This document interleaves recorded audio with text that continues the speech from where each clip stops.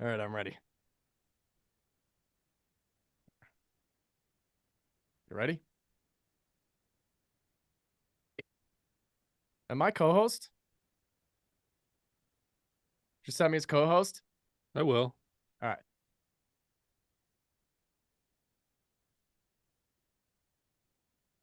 Yeah, you're co-host. I am co-host. Great. What's up, Wonderful. everybody? Wondrous. Can you hear me? By the way? Randy, that's 2 days in a row you've been first. You're Wow. hot on the trigger, man. Yeah, he is. What's going on, man? Must be bored. Oh, he got Google Fiber. That's sick. Yeah, I have it too, Randy. It's awesome. That's Game sweet. changer. Look at this shirt though, Jake. The producer. Nice. Like a tarot card. Yeah, that's pretty sweet. Yeah. Ju- Yeah. Julia got me that. Wait, can I see it again? Yeah, that's sweet.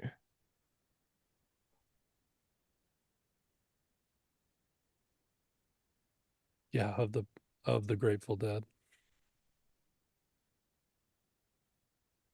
What's up, Ireland? What's up, guys? What's up, everybody? Make sure you set your chat settings from hosts and panelists to everyone. Let me get that screen up. We're gonna sit here and chit chat for another 8 minutes. 8 minutes, giving everybody just an opportunity to walk in the doors here. Okay. 8 minutes. Anyone else missing the ozone elements serial key? Ozone elements. I thought we were doing mastering the mix. Jake sounds so much better. They're liking your volume today, I think, Jake. My volume, or Mhm. just the overall quality of my voice compared to last week. I see clarity from sickness. Yeah, You sound calmer as well. I did not consume any caffeine today. That's what it is. I have not consumed any caffeine. No coffee. No, I got coffee. It's just decaf. Just the fake stuff. You were loud. Did you normalize at minus 10 decibels? Well said. Someone's just typing numbers in preemptively.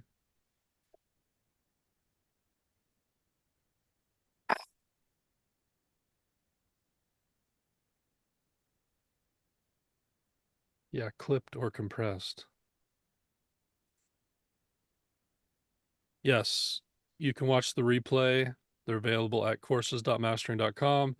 Sorry about the last one. The upload had an error, but we did figure it out and it should be up shortly. If you missed yesterday, you should be able to watch the replay from yesterday.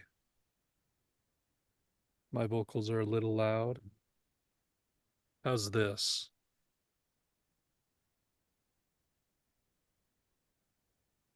My vocals are a little loud. How's this?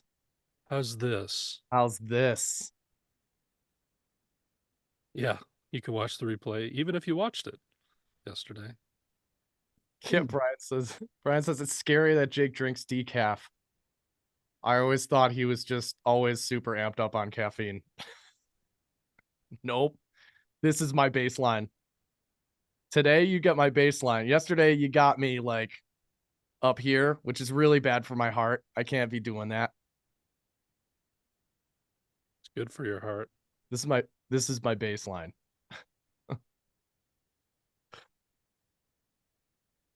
Yeah, if I'm always drinking caffeine, like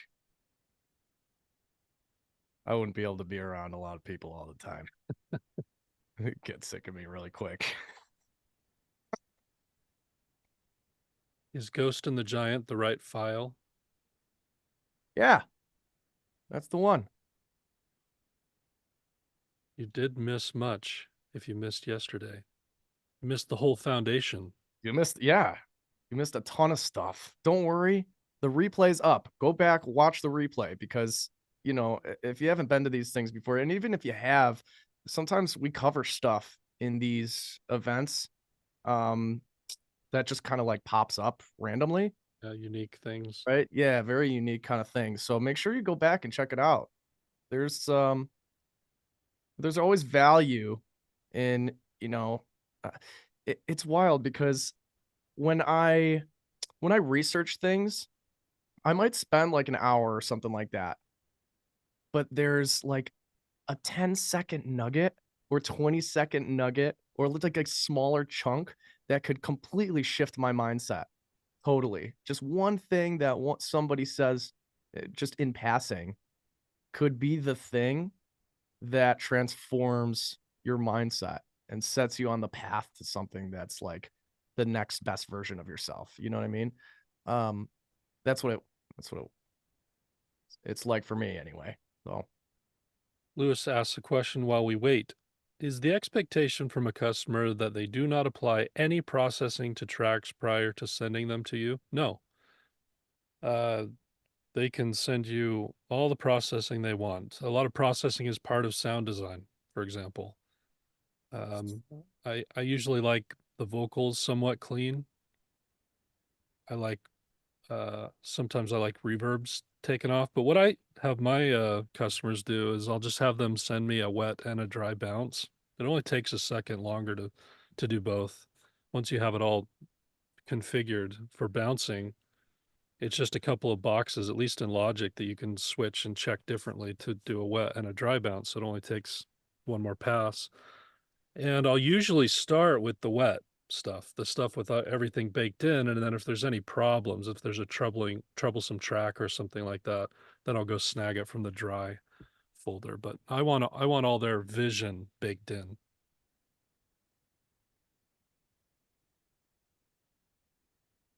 I mixed a session last night after the class. Totally new approach. Great results.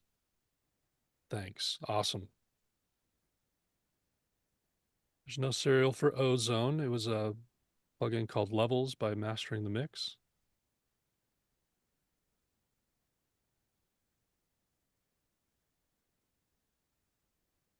Some people have been dropping it in the chat. where do you guys have the vocals sit? PX, RMS, etc. for aggressive music. There's no like formula for that. For me anyway. There's no formula for that. I just kind of go by gut and use my ears to compare against my references. No like numbers or anything that I'm personally like think about, you know. I could spam that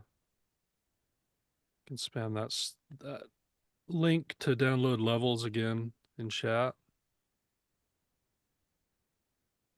for y'all. I honestly, somebody asked,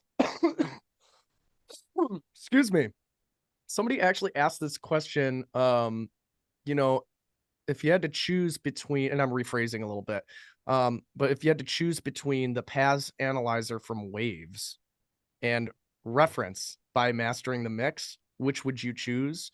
I think I personally would choose both. Um, I think there are free alternatives to, I probably shouldn't even be saying it like this, but there are free alternatives to the Waves, like the PAS analyzer. You can use Voxengo Span. So I think what I would do if I was in your shoes and I'm like, I can only buy one right now, I would grab the one from, I would grab reference from Mastering the Mix. And then I would use Voxengo Span, which is a free analyzer, until I was able to get the Waves PAS analyzer. $29, so it's not It's not a not a huge. huge expense. Uh, It's one of the cheaper plugins you'll ever spend money on, that's for sure. for how much I used it, it's paid off. I think the reference 2 plugin is great, and it's nice to switch back and forth and have it all level matched, and it does give you a readout of some kind of high level uh, imbalances between the tracks.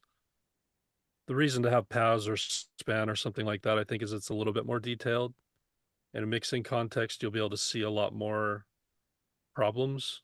Like you'll see, for example, sibilances in the high end, and you'll see where they're coming through. So all that information can be useful if you learn how to use it properly. So I really would do both, and maybe span. See, now you're saying I'm quiet, and I moved my mic away. So let's do a check again, comparing Jake's voice and my voice. How's my voice? How's my voice? How's my voice?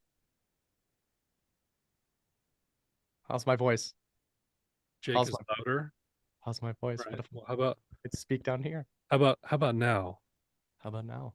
How about now if I talk like this? Is that better? Should I talk Now I'm loud. should I talk like this? I think you're trolling me. I think you're trolling.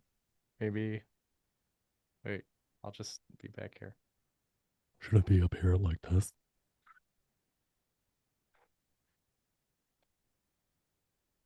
All right.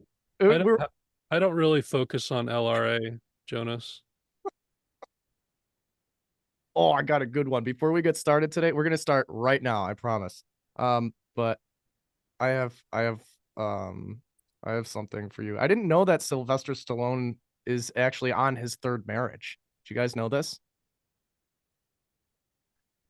I guess his first one was Rocky and his second one was Rocky 2.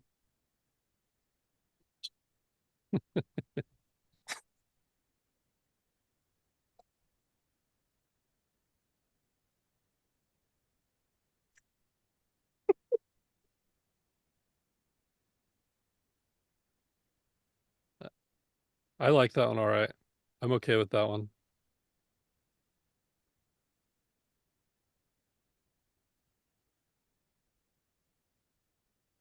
Welcome back, everyone, to Fix the Mix Challenge, day 2.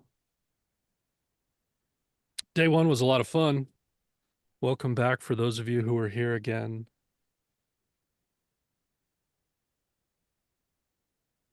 I'm excited to work Drums. with you again. I'm excited to drums. I'm curious actually on this poll again. 'Cause yesterday we had Mm. who is it that's coming back?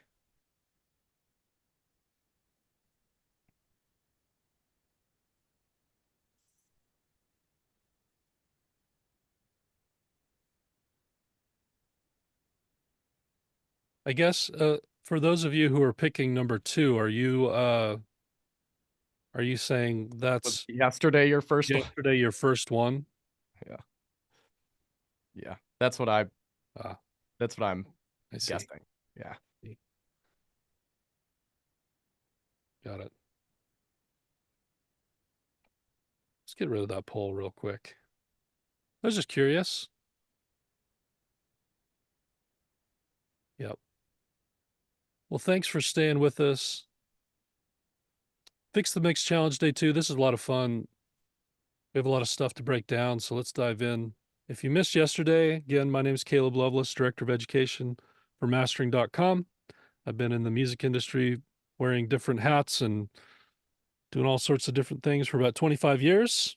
I've had a chance to work with some really wonderful people, be in some cool places, and I love music a lot. And I've also been educating for a little over 10 years now, and I love that just as much as music. I love seeing people grow and make breakthroughs and overcome things, both in terms of their technical skills, but also the mindsets that hold us back. I'm big on that stuff. And we have Jake Codewise here, one of the mentors for mastering.com, been in the industry nearly as long as me. He's also done everything, worn a lot of different hats, from touring to getting signed to producing, mixing, mastering, sync licensing. He's done over 1,500 syncs placements in the last 10 years. So excited to have Jake here with us. And if you saw him yesterday, you know he's a wonderful teacher as well. And thanks to our sponsors for this April session of Fix the Mix, the wonderful company Mastering the Mix. We used their plugin reference 2 yesterday.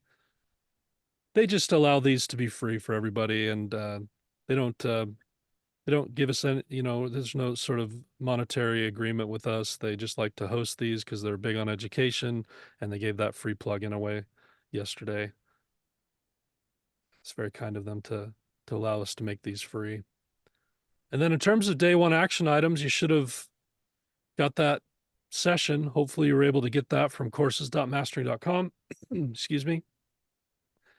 Built the track out, organized it properly, gain stage everything to -10, between -10 and -20, brought all the faders down to -infinity, and then started bringing things in, starting with those core elements to volume balance your session to the best of your ability, using volume and panning only, no plugins, no EQ, no compressors.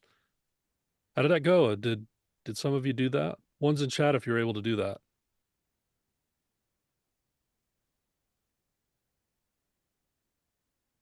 How was it? What was your takeaway? Go to courses.mastering.com if you couldn't find the file. It was a ton of fun. It was interesting. That's good if it was longer than you expected, Sam, because there's a lot of power in there, taking it seriously. Worked really well. Very clarifying. Nice. Super interesting. Great. Well, you know the power of it after yesterday from what we were able to transform the track from just using volume and panning. You saw a major transformation happen. It doesn't mean there's nothing left to do. There's still quite a bit left to do, but we were able to take it so far using our most powerful tool, which is volume. And there's some concepts I really want to make sure you take away from that. Certainly the power of volume, but also the power of intention. I love this mindset because it's all about intention. You're making intentional choices about where to place things in the 3 dimensions of space that I talked about yesterday. You're being very careful to set this scene and make sure everything has its place the best you can. But it's not just about intention for volume, it's about intention for what we do today. You noticed as Jake, and we all did, we were making notes about the stuff that we weren't able to solve with volume alone. And there's a really special kind of direction and intention that can come into today's session where we don't have to guess as to where to start. We heard the problems as we went through everything as to what wasn't being solved with volume, and we make notes of those things, and we solve those. And then we're going to be pretty close. We don't just get in and start throwing EQs and compressors on everything because we think we need to. We heard the stuff that didn't get solved with volume. And now we can be so much more intentional. And I think what you'll be surprised today is how few plugins Jake actually uses. We'll see. Now watch. This is the one where you just where I just pile them on. So it's all about efficiency and precision. And this is another reason I like this mindset. I'll tell you this, having worked with thousands of students, engineers, and producers over these years, I found that most people who are stuck at like an intermediate level, or really for anybody, even advanced people, the way to gain performance, the way to get to the next level has a lot to do with how quickly you're able to work, making things efficient and being precise with your moves. Certainly there's like an instinct that comes with repetitious knowledge, but speed is important, especially knowing how fallible our ears are and how quickly they fatigue and how many tricks it can play on us.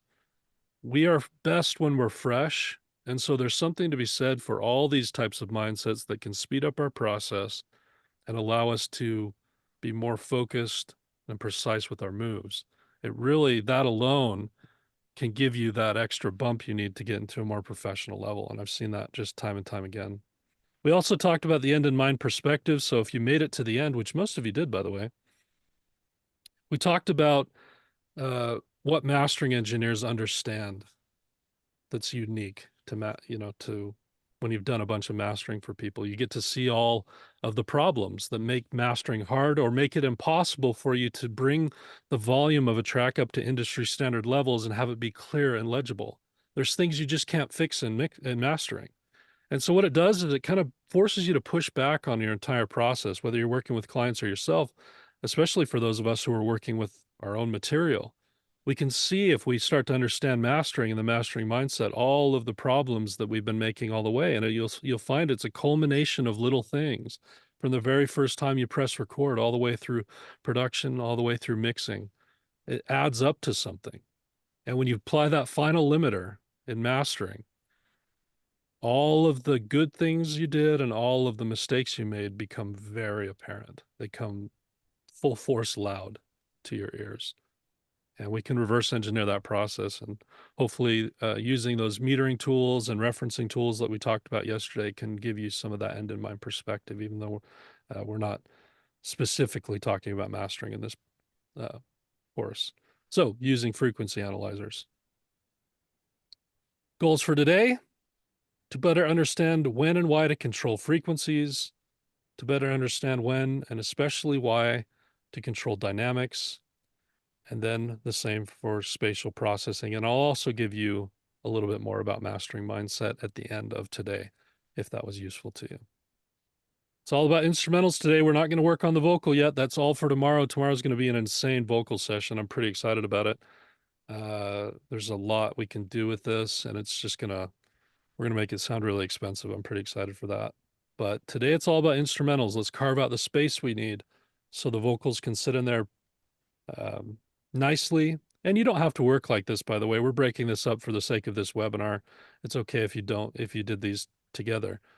I think the volume stuff is more important to compartmentalize, but all this stuff. But for the sake of the webinar, we're going to focus in on instrumentals today. All right. I have some high-level concepts that we can jump to as needed as we go through if we need to break down some of the concepts that Jake's going to be going through. So I'll be on hand and ready for those, but I think we should just dive in. What do you think, Jake? I love that idea. Replays are live at courses.mastering.com. All right, let's get this fired up. Who wants to go? 203,444 if you're ready. Ooh.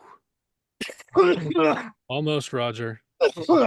You missed a 4. You were first, but you missed a 4. Lots of you missing commas. Oh. When it comes to numbers, is that technically grammar police? Yes. Or is that something else? I don't know if it's still called the same thing. Still called grammar police, right? Okay. Digit cops. Okay, I like that. I like the digit cops. Digit cops. Yeah. So yesterday we talked about, actually, before I jump in, can you see this? Can you see my screen right now? Oh, yeah. Yeah, screen check. All right. We're going to do a little bit of playback. Here, playback check. Here we go. Let me know if you can hear this.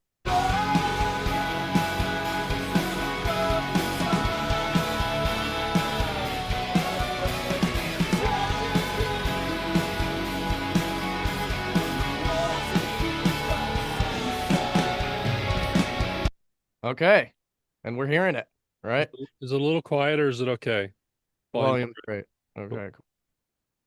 Needs to be a bit louder compared to voice, so maybe I should turn down my voice. Yeah, I'll turn mine down as well, and then everyone turn up your volume on your end. I'm gonna turn my voice down. How about now? How about now? My voice Check is 1 down. 2. Check 1 2. Check now. Check.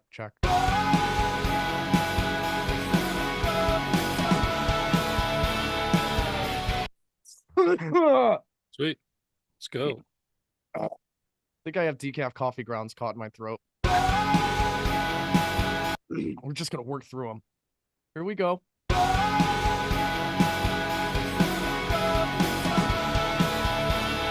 Yesterday we talked about, what's going on with this mix right now, just at a high level, right? Like what's going on with this mix in terms of frequencies? We've got some buildup going on here in the mid-range, right? And then we've got a lack of low end. We've got a lack of high end happening here. So where exactly is that coming from? Let's listen to our references again. Just kind of get a lay of the land here.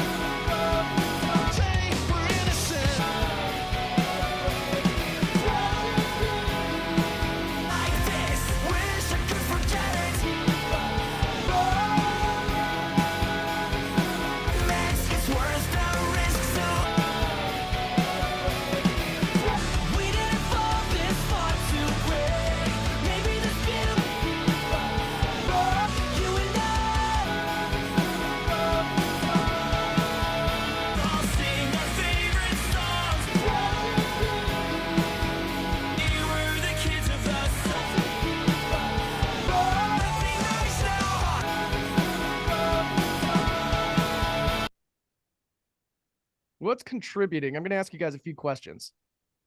What's contributing to that buildup in the mid range? What instruments? What instruments do you think are contributing to all that buildup in the mid range? Yeah. Yeah, I agree. I agree. Guitars and some Guitars. vocals. Guitars, vocals. I'm also hearing the snare is probably a little bit too up front. There's not enough crack on that snare, right?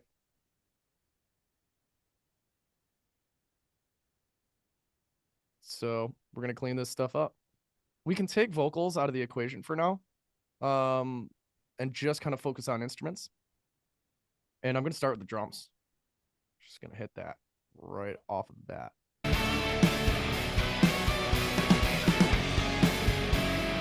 Just kidding. Gonna go with the most obvious offender first.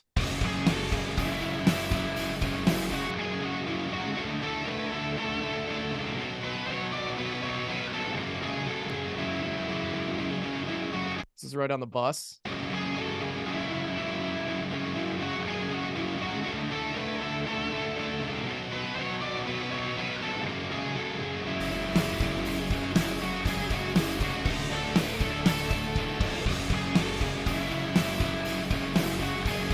Here I'm gonna scoop out and just like save all this like low end energy here.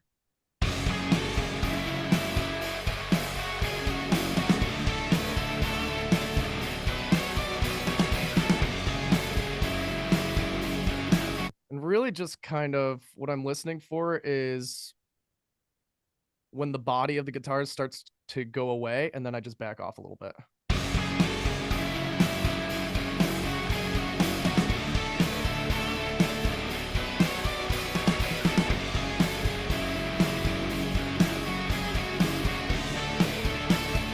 Probably good right there.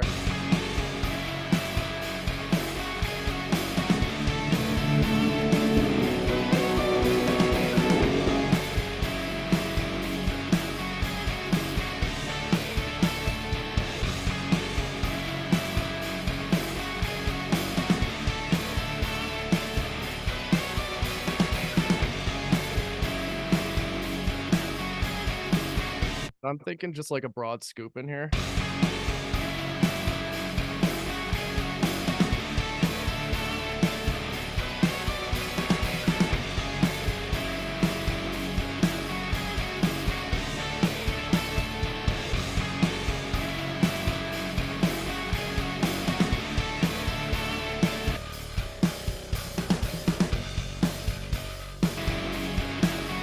See what happens when I take those guitars away? We can easily kind of locate where they are in the frequency spectrum.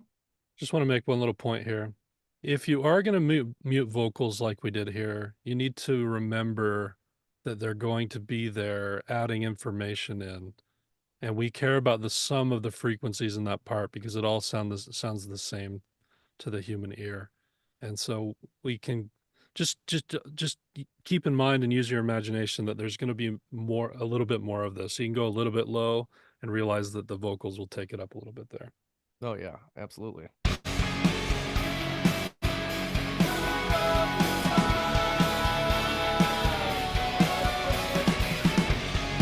So even just by bringing the vocals in, we can tell that the buildup between 5 and 1K, 500 and 1K, that's where those vocals are primarily building up, right?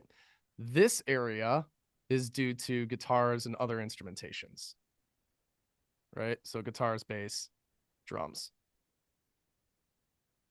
Laura, that was on the bus. Oh, go ahead. I was just saying, Laura, that was on the bus. He was doing a general EQ move on the bus of the guitars.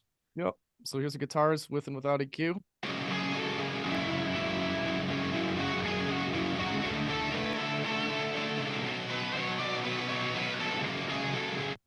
Just cleaning them up. Actually might bring them over here.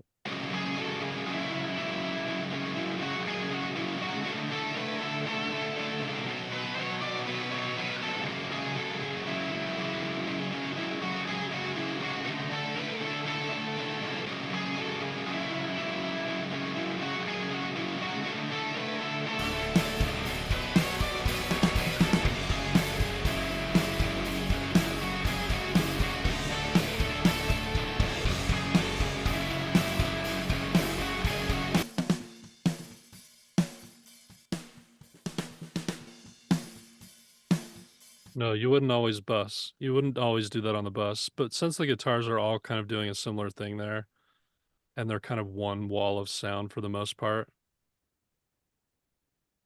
it's okay to do it on the bus. If they were wildly different in tone, you would need to go in and do them separate. Yeah, the reason I did it on the bus is just all the guitars. They're all They're all there. that space. They're all filling that space. Exactly. I'm not going to go through each individual one. Yeah, good. Monty, you can hear the kick better now. What's Yeah, that? Monty said, I can hear the kick better now. Mm. It's true. We'll tighten that up even more.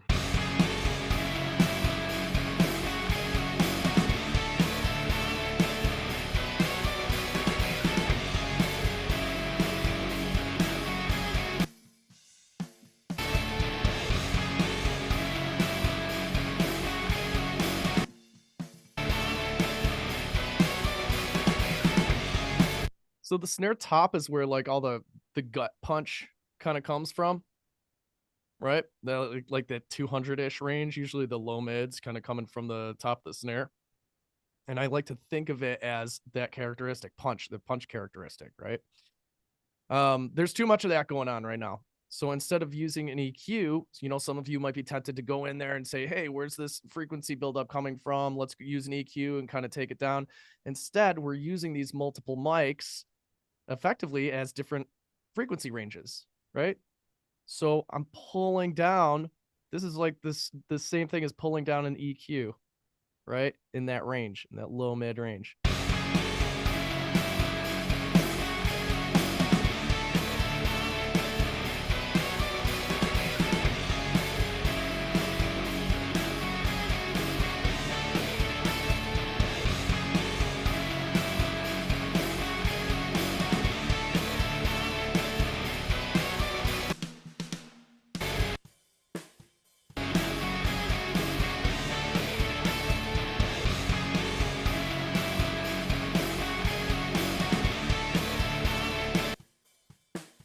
Right, sizzle, a little bit more high end on that one than the trigger.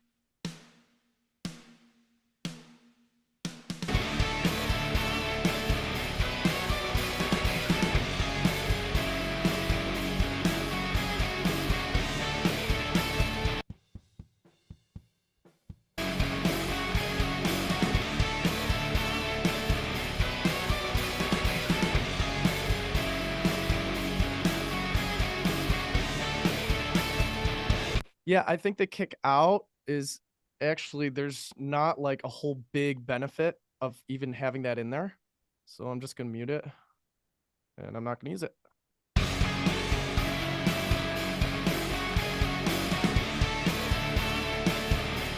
Let's see if we need any sub kick in there. My gut is telling me no.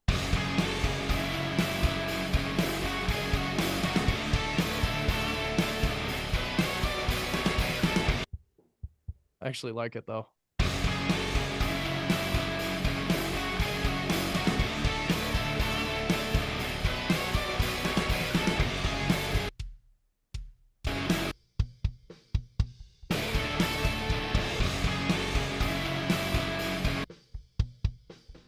And a lot of kind of like unfocused kind of mud happening here on the kick in.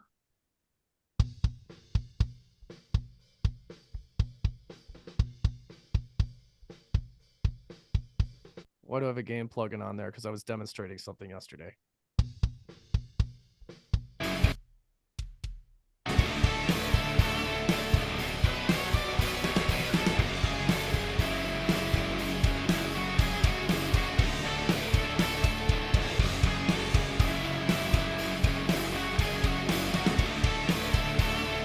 I'm gonna use more of the trigger there so that we get more of that click and that more of that attack.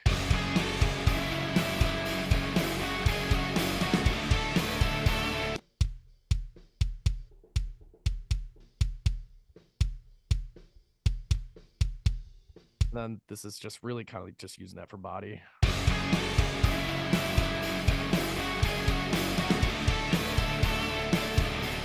I'm gonna save this sub for when I really need it.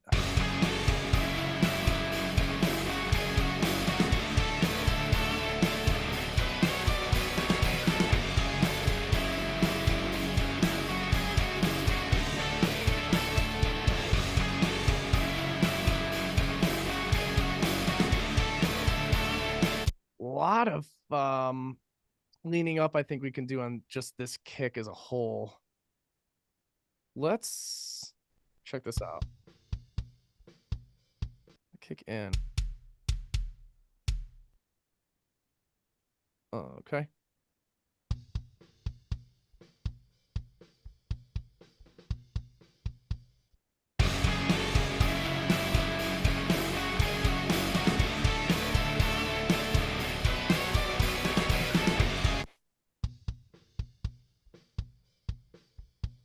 This is lumpy.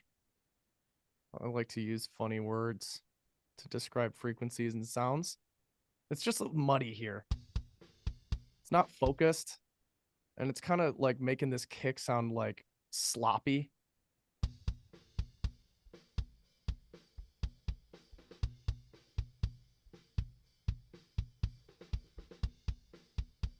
Hear how much tighter that is? Once I pull all that out, I'll go back and forth again.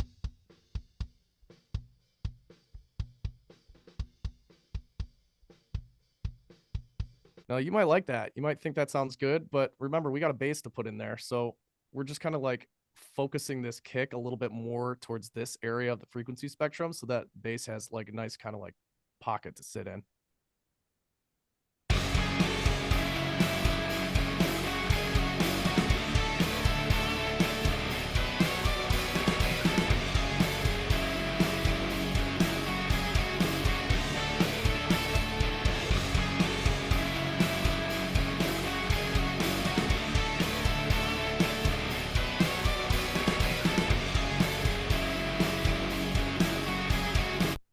You guys, Okay. y'all hear how much more focused the kick got in context? I thought that was really interesting. I think the big lesson here, like when it comes to mixing live drums, when you have multiple mics on those drums, is thinking about them like characteristics of each piece of the kit. Thinking about each mic as frequency bands or frequency ranges, and just boosting them with the fader or cutting them with the fader. Right? Makes sense? Yep. Makes sense. Makey sensey. If you only have one track, then it's like, okay, then I could just use EQ to make this happen, right? But if I have multiple tracks, then we can use the faders and we can just use volume. Uno momento, por favor. I need to fix some settings here. Nick, it always comes back to volume. Yep. That's right. That's right.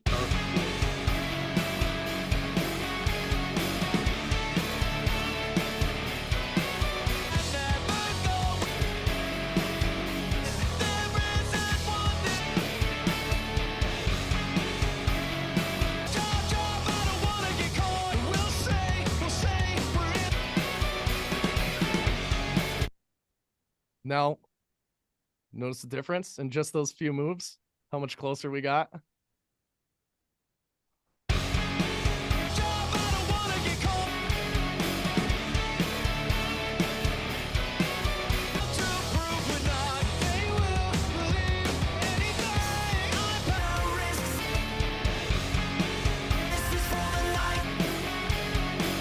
Yeah. Great. Okay. Now, what we can't do with volume is brighten up that snare. Yeah, the references are all mastered.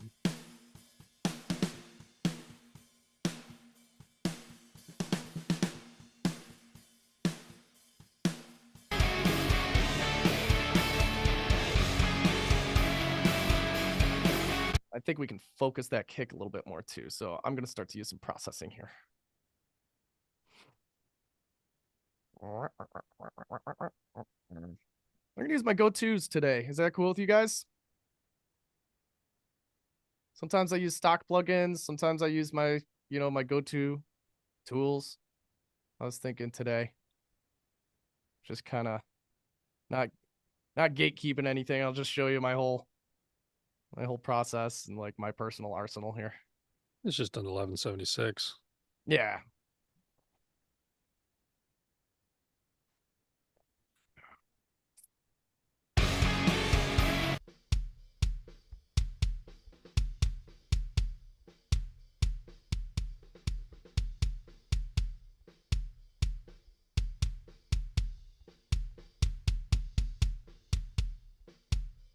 Tighten that kick right up.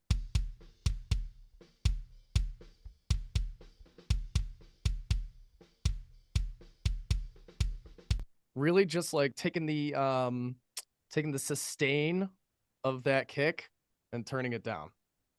That's all we're doing here. It's the sustain of the kick and turning it down. Another way we can do this, could do a transient shaper.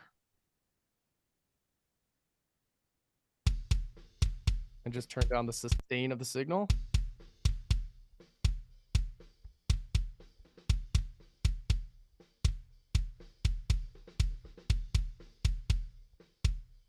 Hear the difference? You hear the decay the woof, woof, woof of that kick starting to disappear there.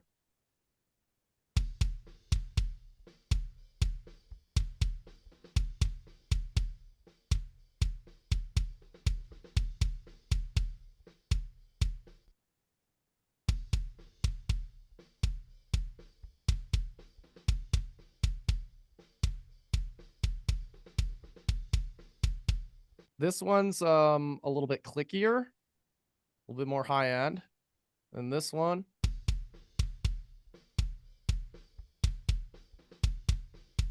Is a little bit warmer.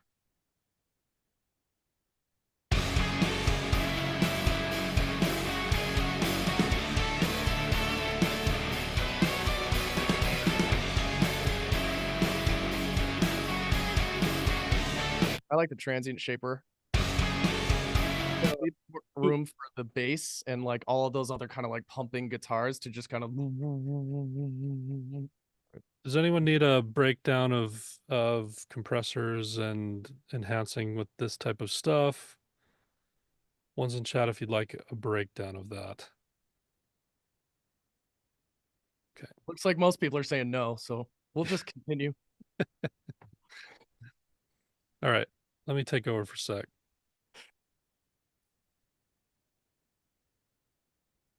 Let's see. Okay, you're going to see Jake do a few things today with different tools. He's not just going to use compressors. In fact, you'll find Jake oftentimes does a lot of limiting and clipping. So I want to tell you why, first off, and then I'll break down compression a little bit more. First off, he uses limiters and clippers a lot to control transient peaks. So there's some things that just have aggressive spikes, and you'll find that a lot of times that aggressive spikiness of a transient doesn't have as much useful information as you might think. So by clipping it or limiting it down, and I'll go break those down in just a second, but by doing so, you essentially just save yourself a ton of headroom.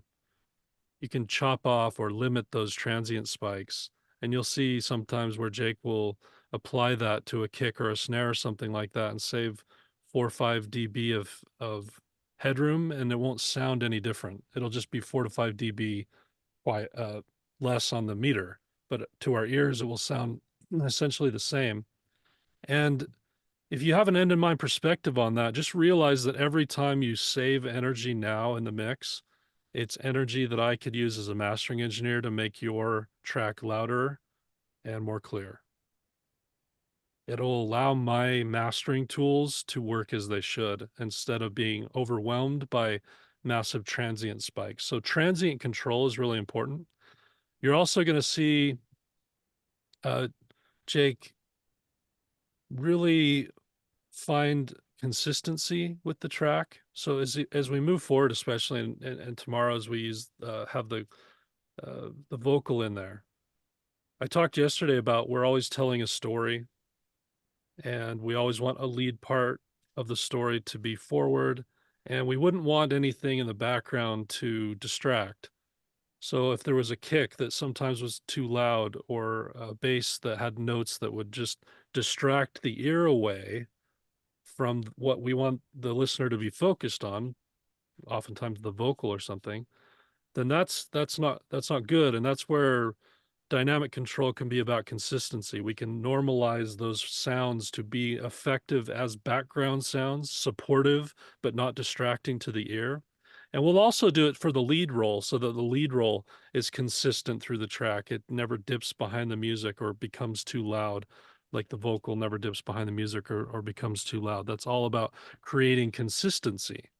So we're controlling transient peaks, we're creating consistency, and then we're also enhancing with compressors like Jake just did. So let me talk a little bit about all of these things and break that down a little bit more. If you're not familiar with clipping or limiting, I think most of us understand what compression is. Essentially, if we have our OG waveform, a compressor's turning that down. Let's pretend this line is the threshold. It's turning it down to some sort of level based on our ratio. So if we have a really light ratio, maybe it's only turning it down this much, compressing it down, or if it was an aggressive ratio and threshold, we would have more of this, okay? Limiting is like a really aggressive compressor.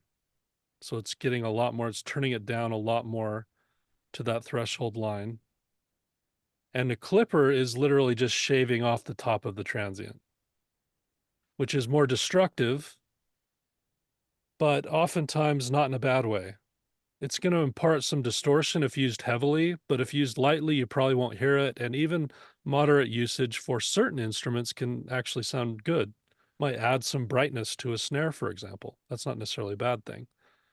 And these two he'll use for transient control. You'll find that he's almost always using compression for enhancement. So how do we enhance with compression? That's the next thing I want to talk about. And Jake, stop me if there's any questions on this stuff. Cool. Does that make sense to everybody so far? Yep, good so far. So then to come back to what Jake was just doing, we have to think about the waveform in terms of its transient peak and its transient body. And the thing that gives us an enhancement potential is mostly the attack. The release can a little bit, but let's focus just on attack to keep it simple right now. Attack is telling the compressor when to kick in, how quickly to start compressing. So this is a useful tool. What it means is we can use it as a fast attack, which will get the tip of this transient peak. It's not a perfect thing because this doesn't look fully like a waveform, but it will get the brighter part, the attack, the transient peak, that loud snap or whatever it is. It will get that part. So it's effectively dulling the sound a bit because it starts to compress the brighter part of it, like he was just doing on the snare and the kick. And what happens then is, because oftentimes we're pushing the limiter or the compressor into we're pushing the level into the compressor, you get more body out of it then. The body is more heard, the peak is less heard. Or you could do the reverse. If you had a slow attack, it lets this part through more and starts to compress the body part. So then we get rid of more of the flubbiness or the resonant part of the transient, and this brighter, usually, or more attacky part of the transient comes through even more. So effectively, we're giving things more of that bright punch. It's almost like an EQ in a lot of ways, at least on a snare and a kick. We're either giving it more of the brightness of that initial attack, or we can also give it more of the body. If we want it to dull down a little bit, we could have that accentuated, and that's all kind of just done through attack. Questions on that?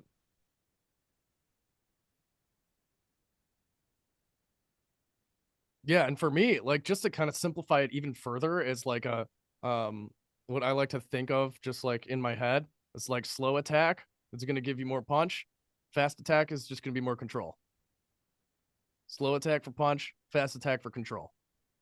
That's the way that I the very very simple, cuz I'm a simplicity guy, minimalistic, like I got to make it simple. There's a billion decisions to make in the mixing process. So the simpler I can like make things for myself, for my own brain, the easier it is for me to kind of like move through this stuff. You know what I mean? So like that's usually kind of like my go-to. Yeah, exactly. Keep it simple. Yeah, and I think of it as kind of like an EQ slash punchinator. So I know that I can actually affect the brightness or the body of the transient by how I set the attack, but I also know that I can use that part of that brightness is also kind of the punch of the transient. And I think that's true on most instruments. There would be slight variations depending on what you're using, but for the most part, with bass, with drums, with the pick attack of acoustic guitars, it's all the same. You're either enhancing that initial attack or you're dulling it and bringing up the rest of it.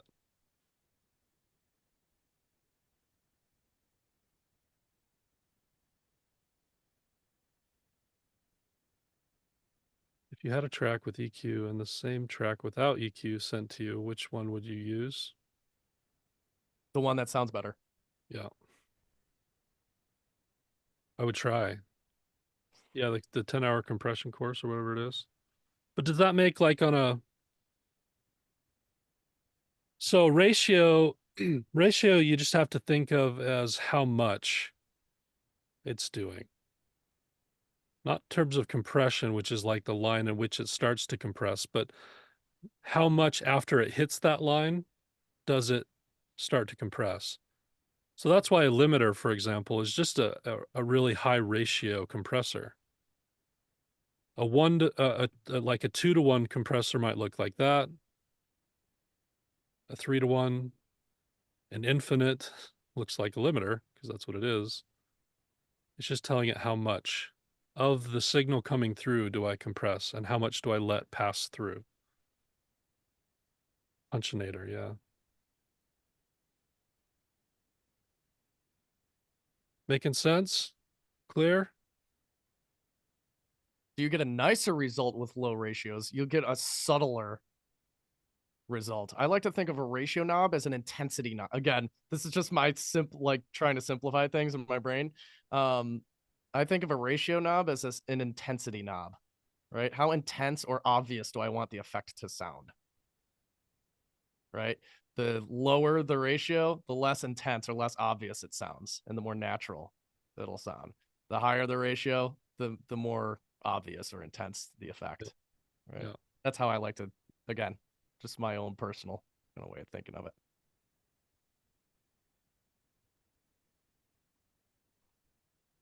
Cool. Cool. I use all sorts of ratios on my compressors depending on what I want it to do. Sometimes I want to smash the crap out of it. Sometimes I want it to be gentle. A mastering compressor is usually using really gentle ratios.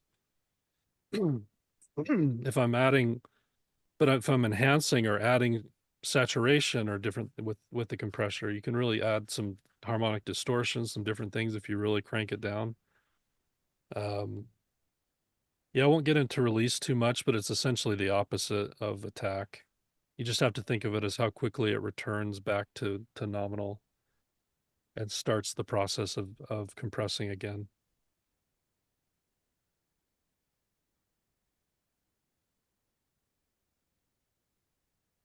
Why? What are you using why? What would you use a clipper for? Isn't it the same result as limiting? It's a similar result, except that this does.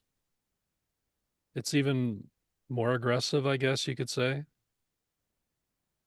It's more effective, distortion, but it also can give distortion, which might be a good thing. Anyway, we can watch Jake do this. We'll hear it live right now. But that's kind of what we're looking for. So keep those concepts in mind as Jake does this compression stuff. Yeah, any kind of dynamics that we're going to be doing here.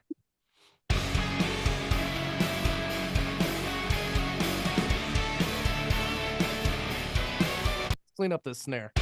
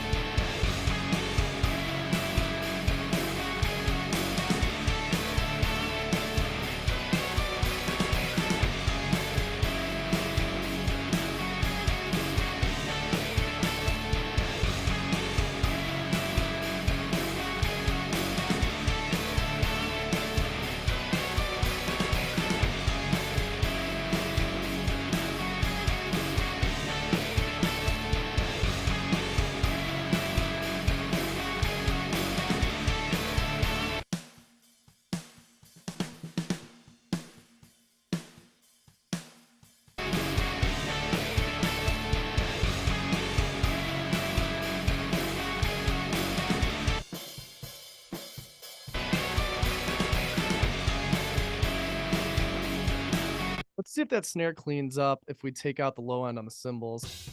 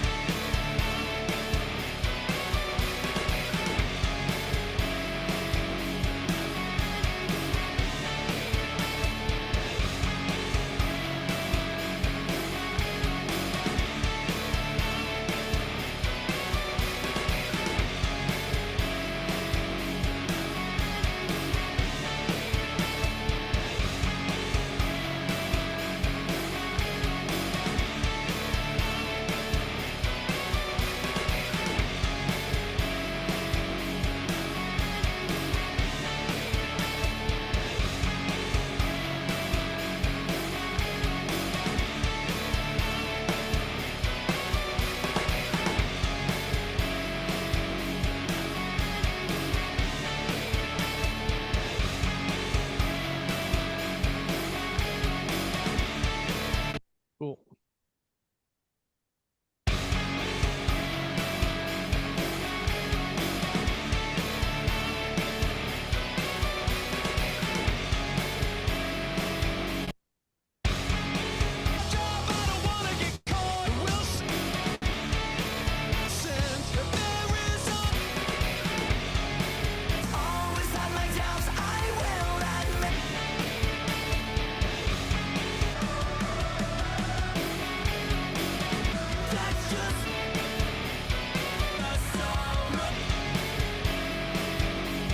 Yep, ballparking it.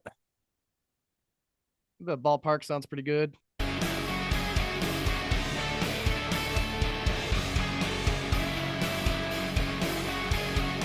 might release this a little bit more. Also, that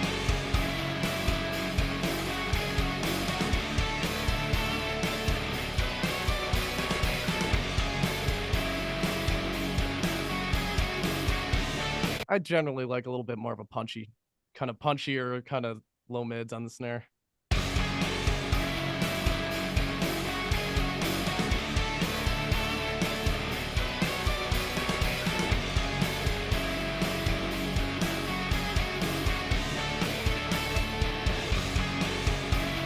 It's a good starting point. Methinks.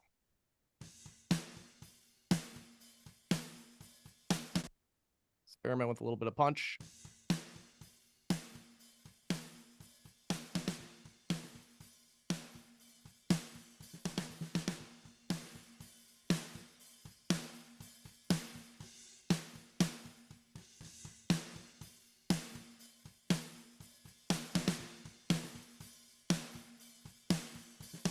A little bit too gooey, I think.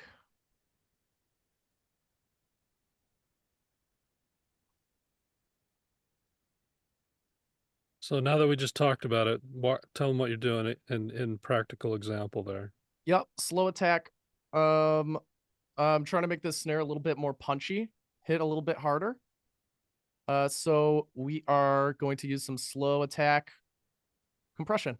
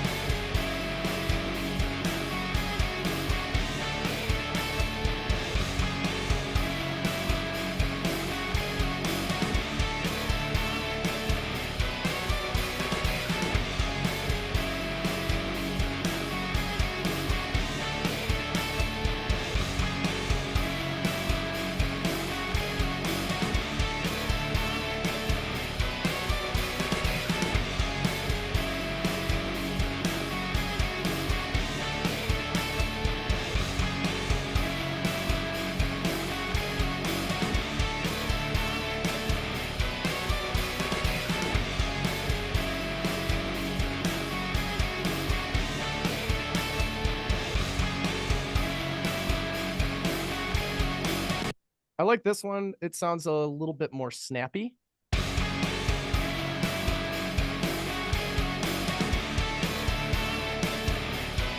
And this one sounds a little bit thicker. In a different scenario, I might use this one. And any other different engineer might also choose this, and that's cool too. The lesson here is intention, knowing why. Running some tests, experimenting with some things, and then just making a choice. I'm using a 6-to-1 ratio here too on this guy.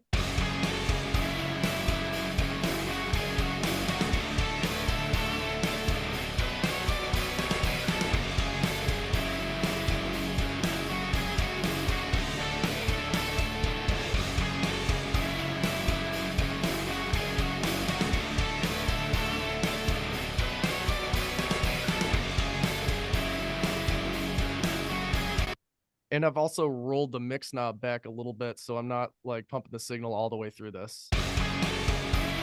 Blending the original signal with the process signal.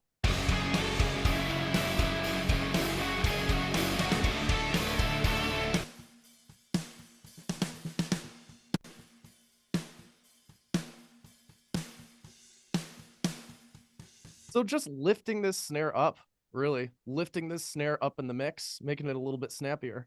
You hear the difference there when I bypass the plugins?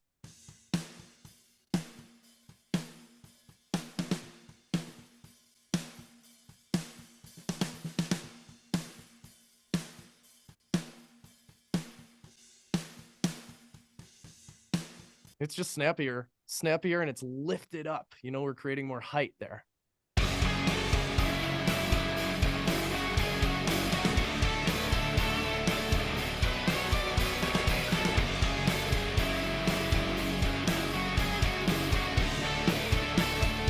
And then when I bypass the EQ that we had on the cymbals, all of a sudden that mud on the drums gets reintroduced, right?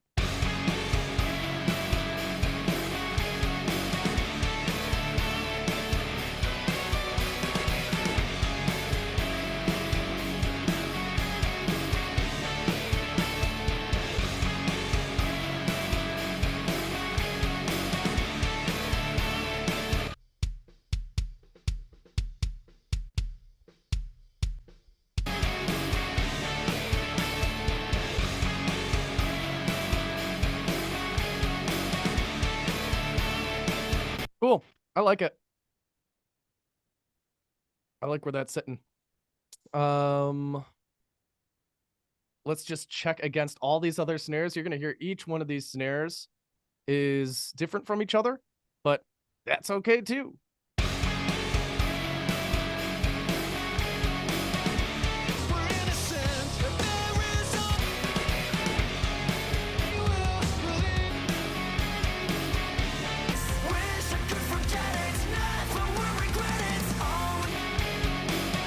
Like, especially that one, that sounds like more like a typewriter, right?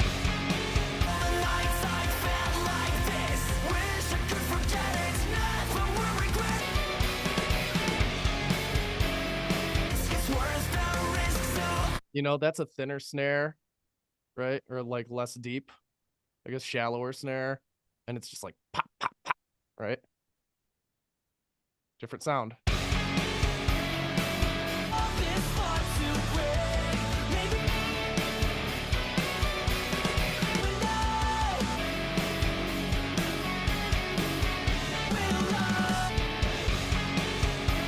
Different sound.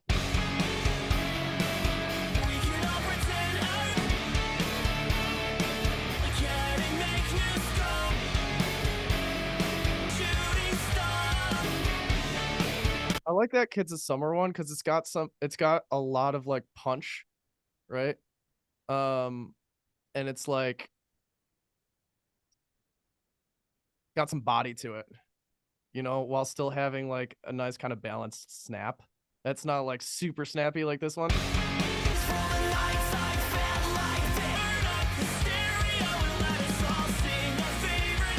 You know, it's still got like that deep kind of punch to it, which I really like.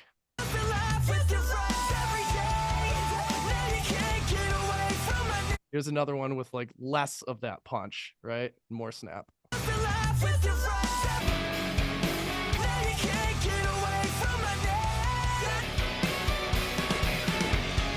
So, anyway. Cool. Me likey.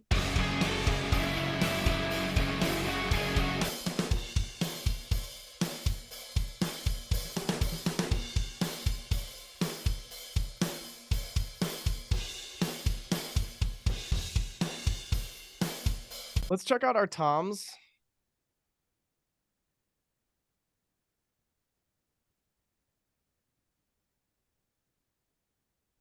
We got here in Tomland. We said we might replace these.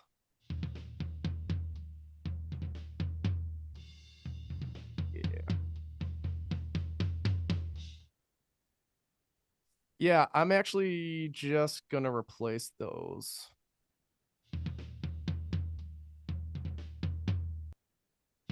You guys want to see that?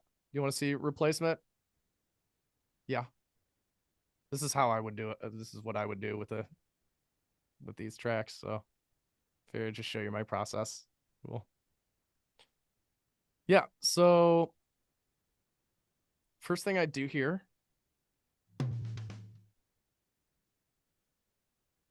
is load up my favorite drum replacer. Surprise, surprise. I'm a Slate geek. And I'm just going to grab one of these quick toms and get to work.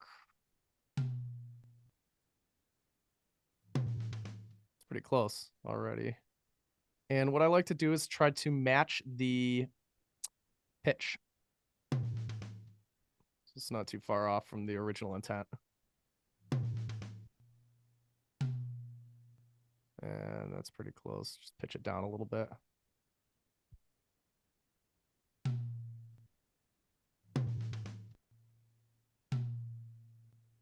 little bit more. A little bit more. Not that much. Dummy.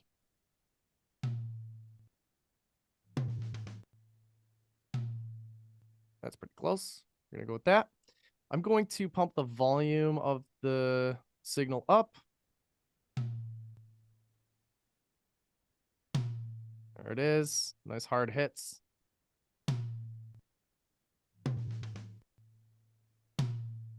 Done. Cool. It's a clean tom. Hear the difference?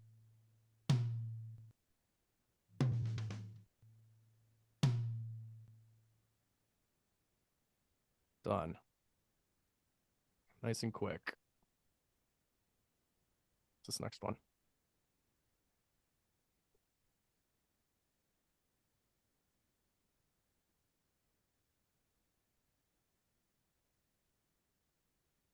Do it again.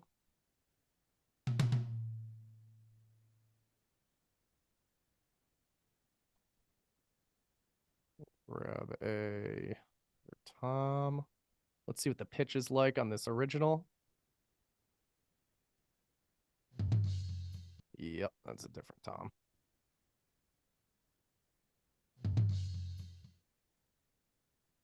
Zoom in, loop it.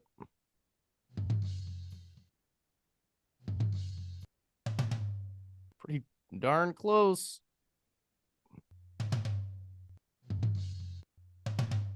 That's it.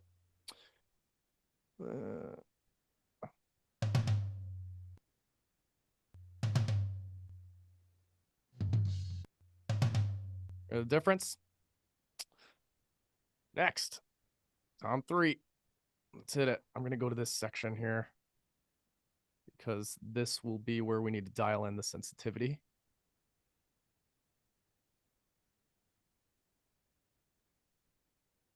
Copy that over.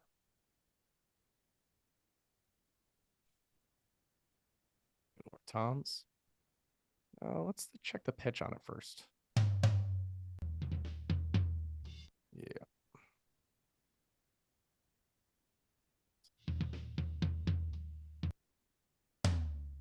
And settings are going to be a little bit different here. We're going to have to change the sensitivity.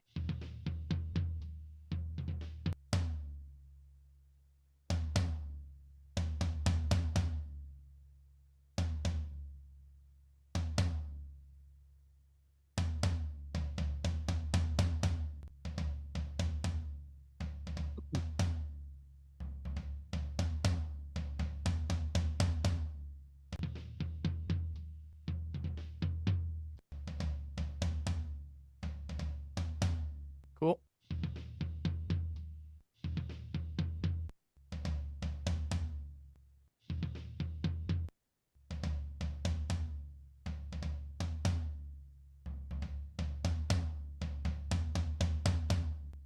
Done.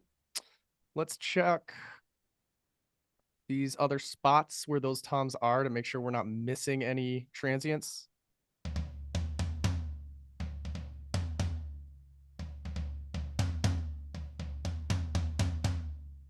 Yep.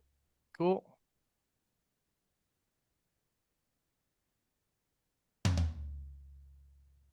Is that correct? Let's see. Yep. Bub. Good. Nice. That's quick. Super quick, right? And hear the difference?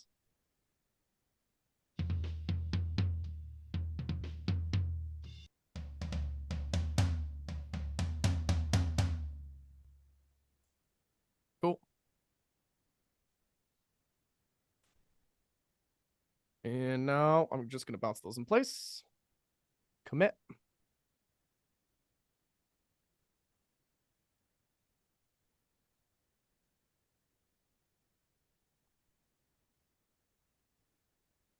How'd you make my tom sound so good?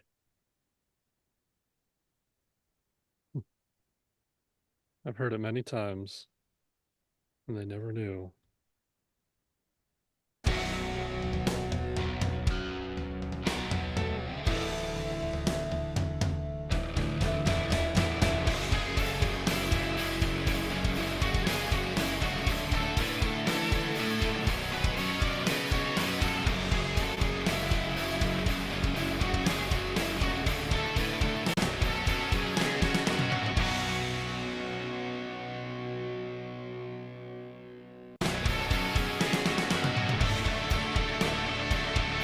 Listen to that fill. Want to listen to it before?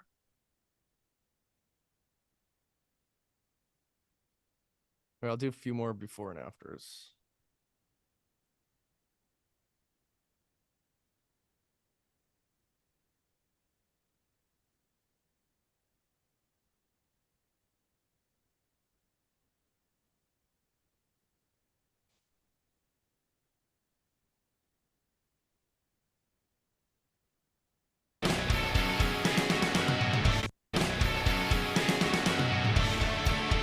And then width. Nice and tight. We got attack.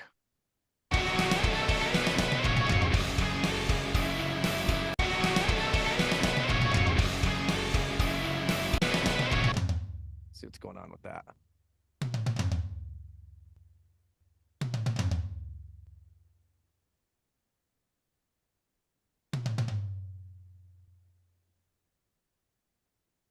Make sure we're dialed in here.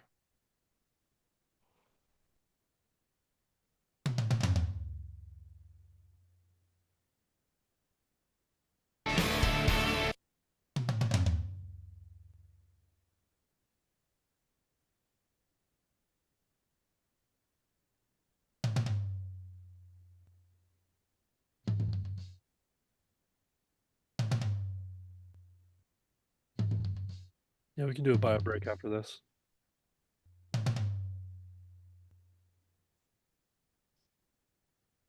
So a few ways we can do this. It's catching the bleed of one of the tom hits on the floor tom. Check this out. I can screw around with the plugin settings, or I can just chop off this tail. Doesn't matter.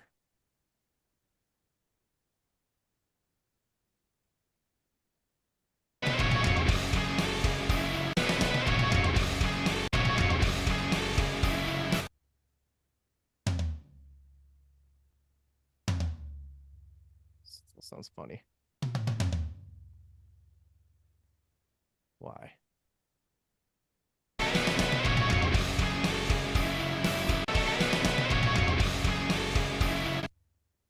Let's see.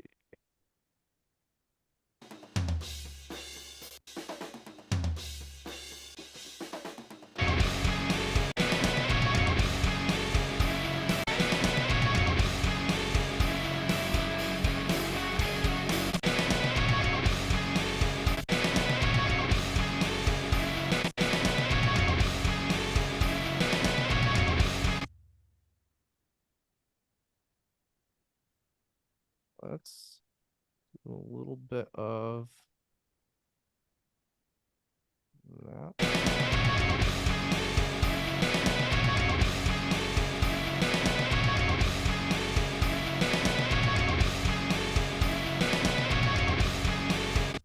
I've done that too, Corey.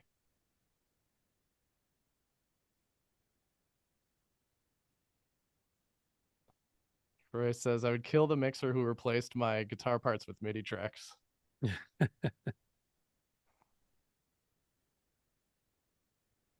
Let's soften a little bit more. Well, I've done that too. Done it with bass. I've done it with guitar. I've done it with drums. I'll just replay it. I wouldn't do it with MIDI. I would just replay it and I've done it with MIDI. And just play it better than you played it.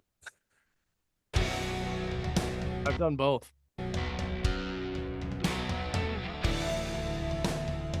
nerve, Johnny said. Nerve. Oh my goodness.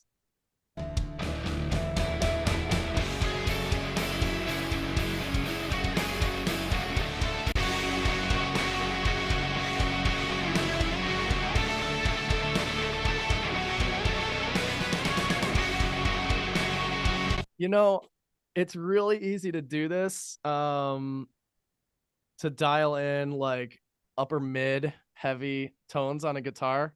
Oh, we're not doing this yet. We're gonna take a bio break, right? Before we move into something else. Yeah, then we'll peek at Sorry, the I'm photos moving. and I'm see where moving we're at. quick. I'm moving as if I would in a session. I'm just like, okay, this now, this now, this. Um, let's take a bio break. We'll take like fiver. See you in Guys, 5. all right. I'll put a timer up here too. Are you guys learning something here? Some of you may feel some internal push and pull. I'm not blind to this. Some of you may feel some internal kind of way about drum replacement, and I'm totally cool with that, and I'm sensitive to it. You do whatever you want to do. If you're holding on to some kind of something there, I think that's totally okay. Um, for this is just my personal workflow on this kind of stuff. I personally, why I would rather replace drums rather than just like process the crap out of them. A few different reasons. Number one, it's efficiency. It's just faster for me to get a really, really great tom sound or kick sound or snare sound by just simply replacing them. Um, if they were poorly recorded. You know, if the goal is here and we're way over here, I'm not going to go plug in, plug in, plug in, plug in, plug in, plug in, plug in, plug in, plug in to get to this point. I'm going to go plug in. just one, just one plug in to get to that point, right? It saves me time. And the faster I get this stuff done, the faster I can get it back to the artist or the client and then move on to the next project, right? So there are reasons for this kind of stuff. That my own personal reasons for this kind of stuff. Anyway, hopefully that makes sense. Um, and yes, okay, bio break. Got it. Back on track. That's right. No ego. Exactly. Exactly. It's not an ego thing. It's just you know, we're in it to create the the record that you have in your head, you know? We're in it to hit the goal. We're in it to create like great sounding records. I'm going to do everything I can on my side of things to make that happen, you know? And at the end of the day, it sounds like what it sounds like. It's a stereo file. Nobody cares how the sausage is made as long as it tastes good. Right. Anywho, just my perspective, my 2 cents. I'm gonna pull up a timer, not just any timer, but my favorite timer, the Google timer. You can type timer in the Google search bar. It'll bring up this nifty little timer. Favorite timer, least favorite alarm. So we're gonna turn that alarm off. We're gonna put it in full screen mode. Guys, go stretch. We'll be back live in 5. See y'all.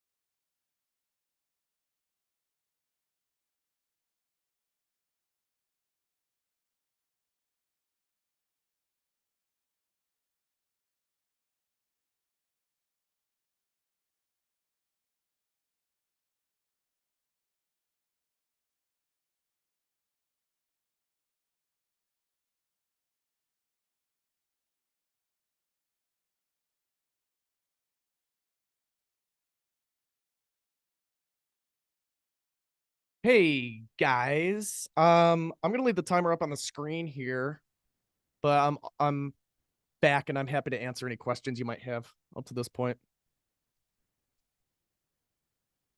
Anything whatsoever.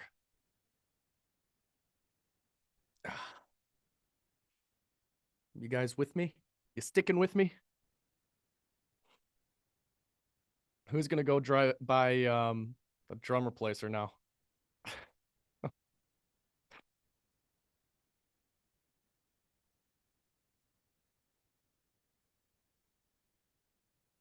What about side chaining? We might explore that at some point. I don't know yet. What's your favorite song that we may know that you have mastered? I work primarily, my market is emerging artists, right? I don't have any like major label work or anything like that under my belt. Not yet, anyway. But one of my favorite bands to work with is Wolfsick. They're called. They just started putting stuff out last year, and they're awesome to work with, and I just love working with them. I do a lot of production work for them also. Up, up, up, up, up.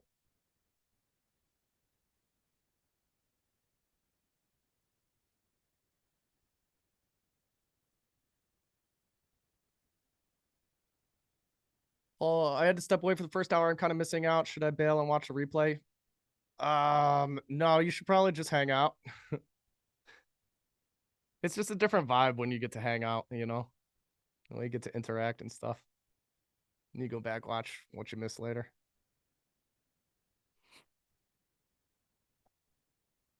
Why do you use a limiter versus compressor? I like to use limiters for just like for dynamic control. You'll see that. I'll probably use some. I will, yeah, I'll definitely use some. I already know what I'm gonna do here.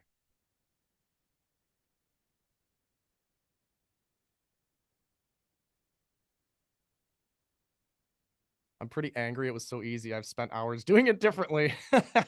Yeah, that'll do it. So, the more you know. Track Spacer, yeah, I'm familiar with Track Spacer. If you like Track Spacer, check out Fuser from Mastering the Mix. I don't have mine activated right now because it's on a different machine, but Fuser is dope on a rope. If you're interested in that, like, check it out on Mastering the Mix's website. Pretty sweet. Sweet stuff. Sidechain dynamic EQ, I guess it would technically be.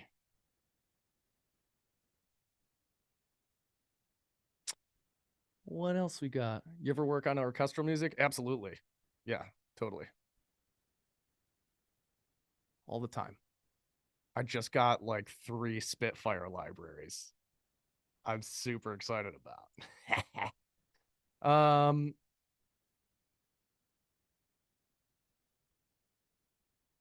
Is there much difference mixing 90s boom bap rap? No, all the concepts are exactly the same.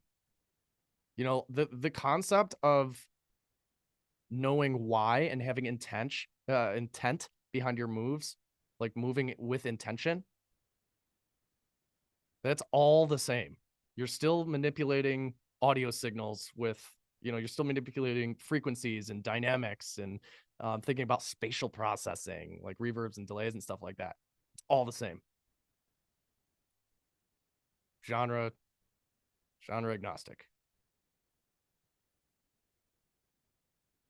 How did Lil Peep and Bones achieve that high quality sound? You're gonna have to ask them.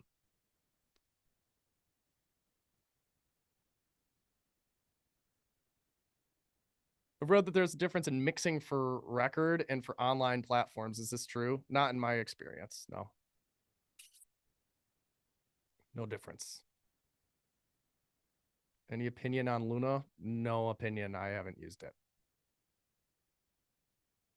What about saturation on drums and vocals? Yes, we'll talk about saturation. Totally.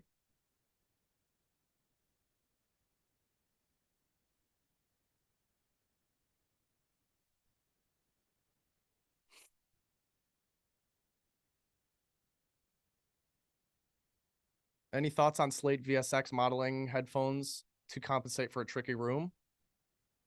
Um,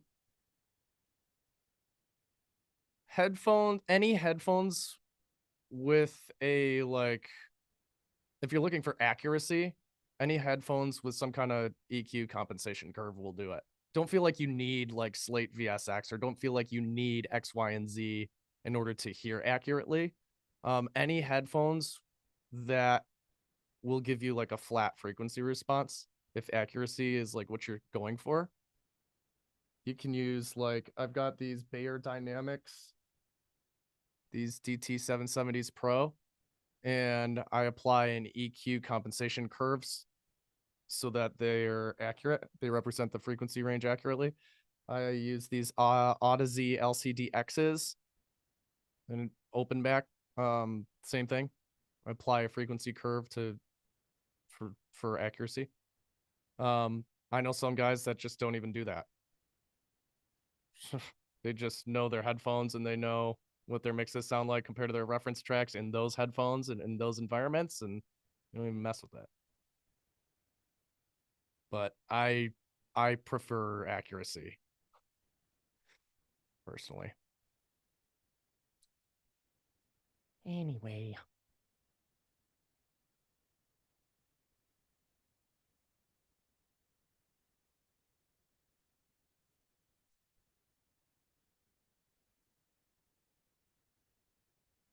I don't Paul, I don't know.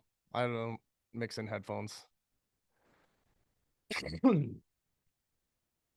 I rarely even check my mixes in headphones, to be honest.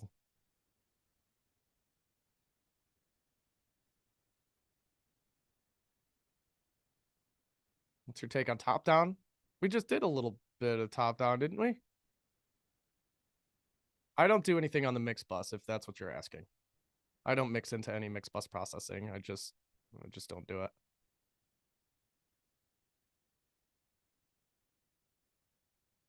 I used to, but I had to like it came actually for me, it came down to deliverables for clients. Like clients will get like show tracks, show mixes and things like that, or sync. They'll ask you for stems and stuff like that. And um once you start taking things away from the mix, if you're mixing through mix bus processing, once you start muting things or soloing things, they're gonna hit that mix bus channel differently. So especially your dynamics processing is going to affect the signals differently when you bounce out or you print. So I just don't even do it anymore. My top level in that case, if you're talking about top down mixing, my top level is the stems. So in this scenario for this mix, the topmost level that I'll apply processing to are these right here. My buses: vocals, keys, guitar, bass, drums. I stopped doing top down when I understood mastering better. Yeah, that too. I have different goals now. Will you master this in the same session? No. Meaning, would we master it within the mix session? No. There's information I want from the file by bouncing it down to a stereo file that's important to me. Can I elaborate? Yeah, I think for me, top-down mixing was covering up problems that I could fix at a higher level by not doing top-down mixing, that if I understand what mastering can do, I know that those things will be better solved actually in mastering as well, the stuff I would do in top-down mixing. So now I get the best of both worlds in terms of solving problems, not covering anything up or missing anything, and then also using special mastering tools to do stuff in a mastering session. And I just found that it ended up being better. It just worked better. Mixes sounded better. You mean like reverse engineering it? By the way, if you're planning on coming into one of our programs at any point, don't do any room stuff or get any headphones yet, because we go really deep with you on that stuff and we have discounts. So if you are planning on that, don't worry about it till you get in.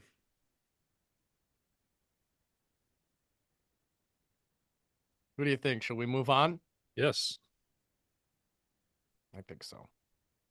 I'm hearing too much. This is what I wanted to jump into. I'm just hearing too much like 2K on the guitars. They're just like a little bit annoying to me.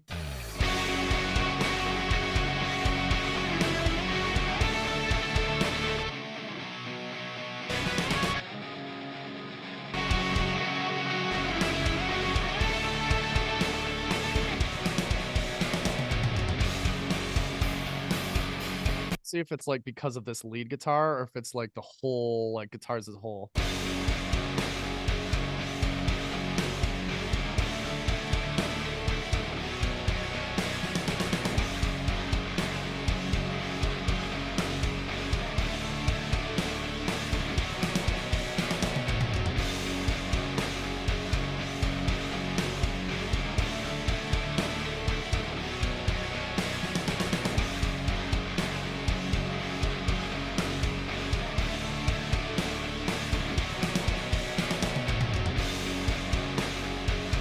I actually think that's okay. I think it's just these leads. It's kind of messy.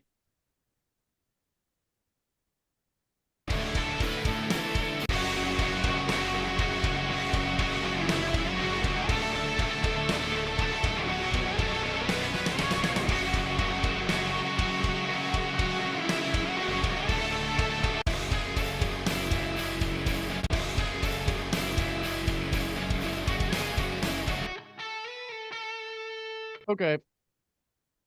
Let's do a few things here.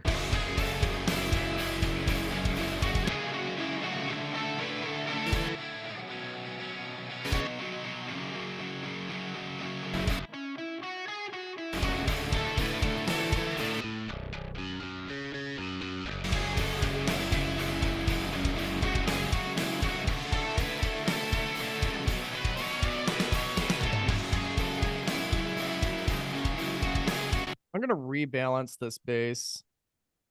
I'm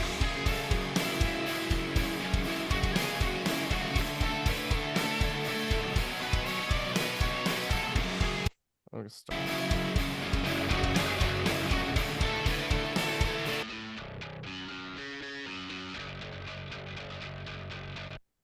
And I'm gonna split these. Split these up. I'm gonna use the high end of this. And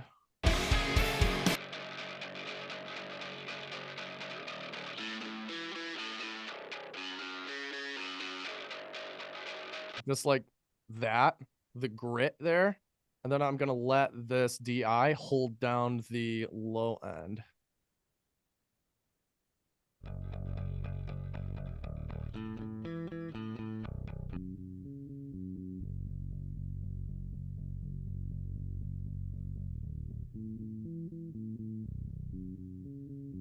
Right, so I'm just allowing this DI to hold down the low end. And then this grit will be the high end. Right? So then when we blend them together,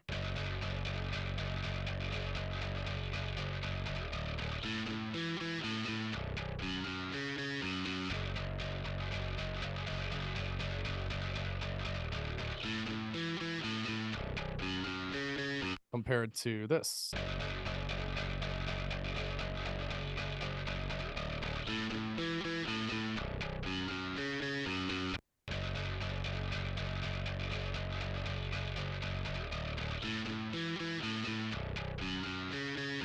So just a little bit more stable, a little bit less mud.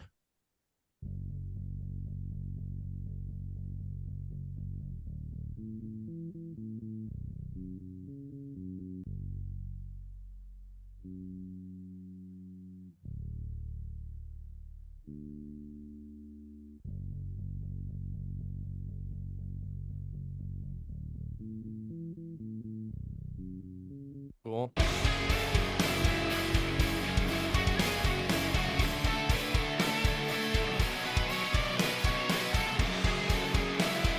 Start by just blending in the grit, like the top end, until it can just kind of like barely be heard through the guitars.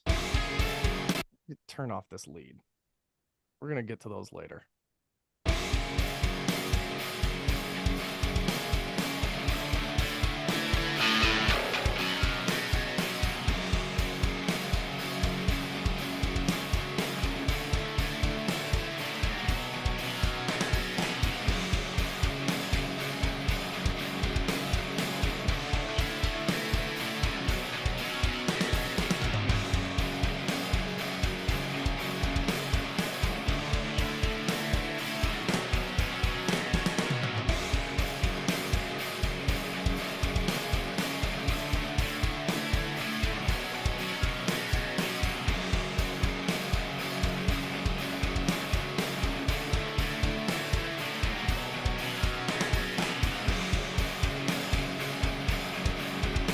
Hear that kind of popping through a little bit. Now let's bring in the low end.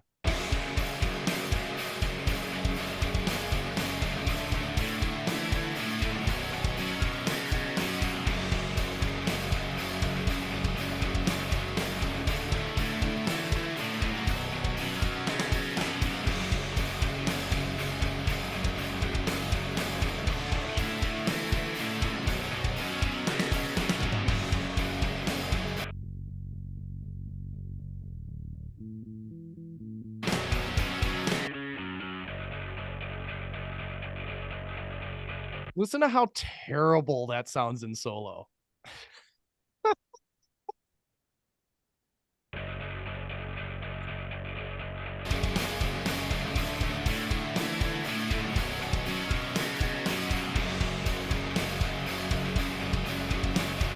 That might not even work over here when the bass is more exposed. Let's see.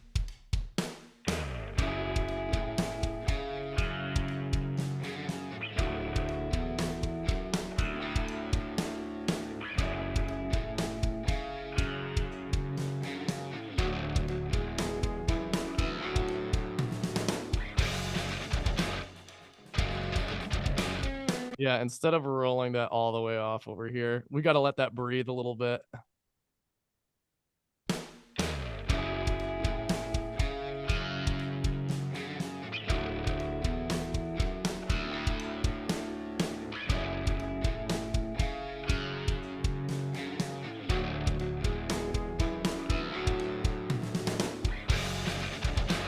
So what we're going to do is we're going to bring down just in volume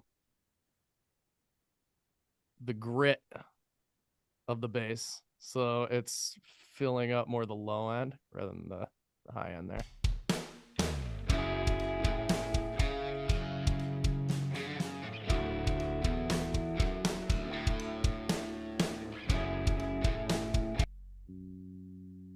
And I think what I'll do is actually pull up the DI a little bit.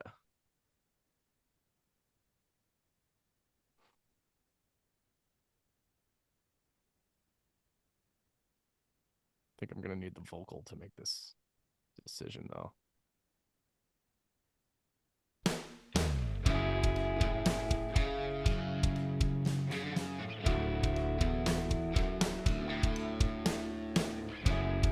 On to the Warriors.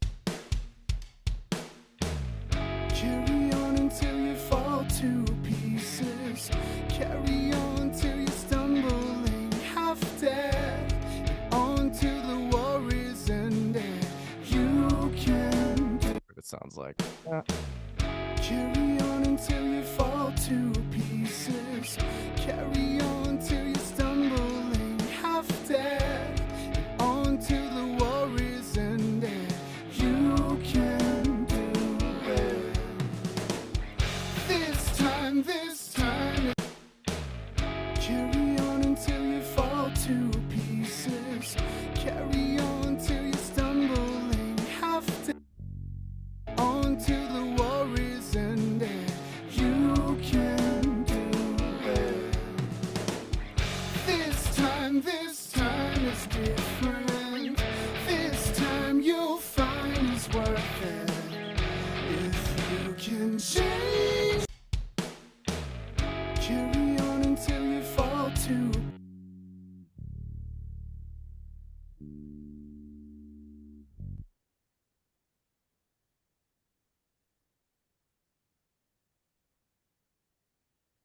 So I don't really like that.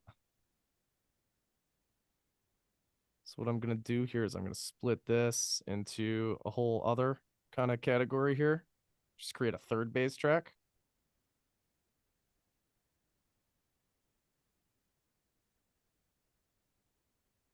I'm going to pull that up to there.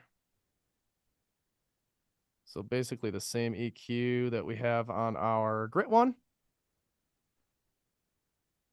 Just a cleaner high frequency.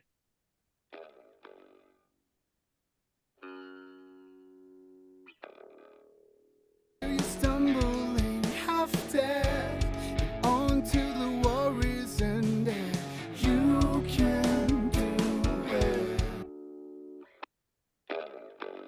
Carry on until you fall to pieces.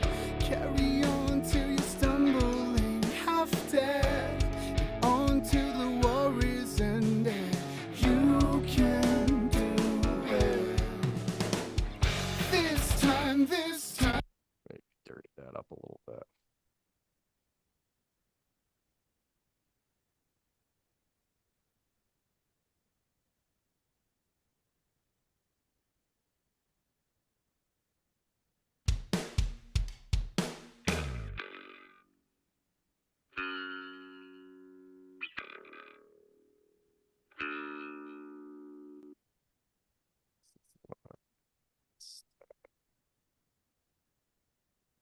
Just reamp this one section.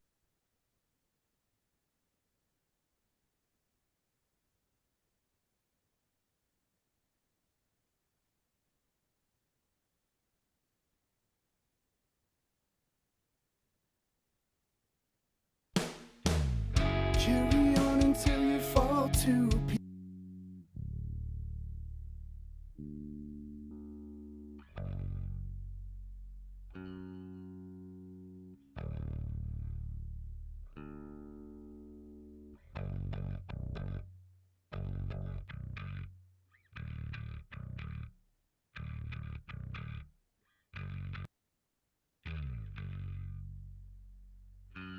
I just need more control of the bass here, tonally. Carry on till you're stumbling half dead onto the worries and you can do it. Carry on until you. There we go.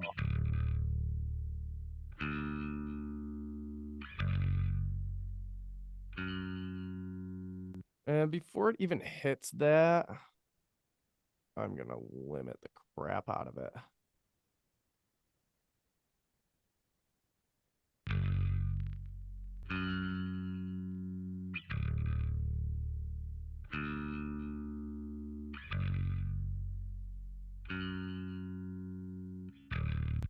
This note here, it's gotta come up.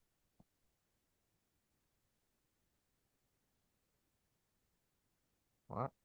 What?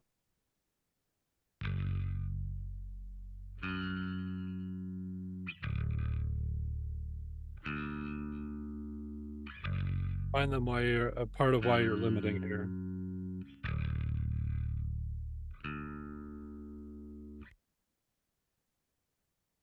Limiting here to control the peaks and keep this bass part really, really consistent. I don't want a bass that's where some of these notes are getting lost and then some of these other notes are poking up too high in the mix, right? Consistency is the name of the game here. Carry on until you fall to pieces. Carry on till you're stumbling half dead onto the worries and you can do it. That's it. All that fuss was over that one section. So now we have this track that we can work with throughout the rest of the arrangement, which is lovely. We can turn it on and bring it in and out whenever we want to. Like this. This time. Take that out. Now let's just kind of go through. This time is different. This. Carry on until you fall to pieces. Carry on till you're stumbling, half dead. On to the warrior's end, and you can do it. This time is different. This time you'll find it's worth it. If you can change the world, if you can save us all, will you rise above the tide? If you can save us all, will if you can save us all, will you rise above the tide? Above the tragic and the walls that keep us inside. Rise into the light. Down in their eyes, at the deepest parts of the night. Till the day comes, raise yourself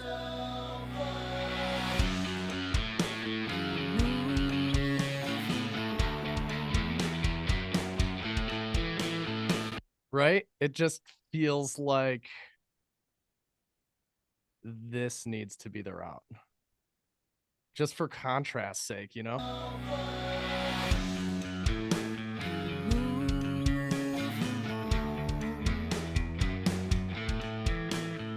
Keep in your mind a list of demands from another man's design.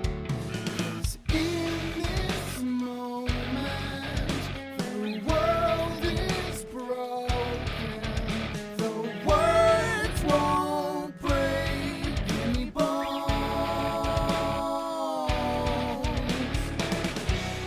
Rhetoric changes mindsets, and force-fed ears will buy it. Rise above the tide, above the tragic and the walls that keep us inside. Rise into the light. Down in their eyes, at the deepest parts of the mind. The seasons change. I long to see your face. Lovely. Lovely. Just gonna do some fix-up work here in the pre-choruses. There's a few different ways that you can handle this kind of stuff. Like these string slides.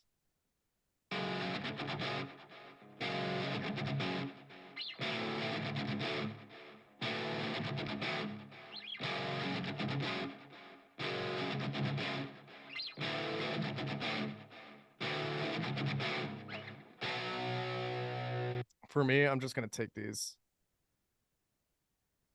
and manually pull them down.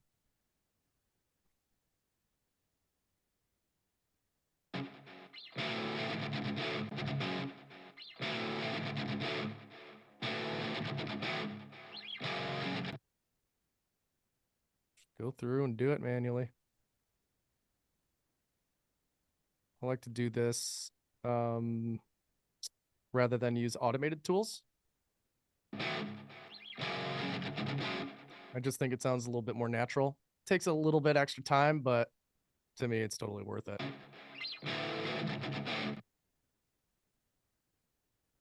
And for these, I won't take them out completely because there's a human kind of element of that.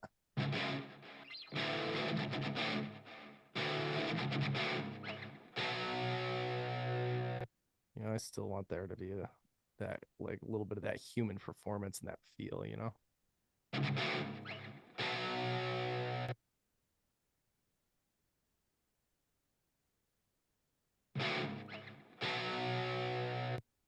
We'll do that for the next pre-chorus.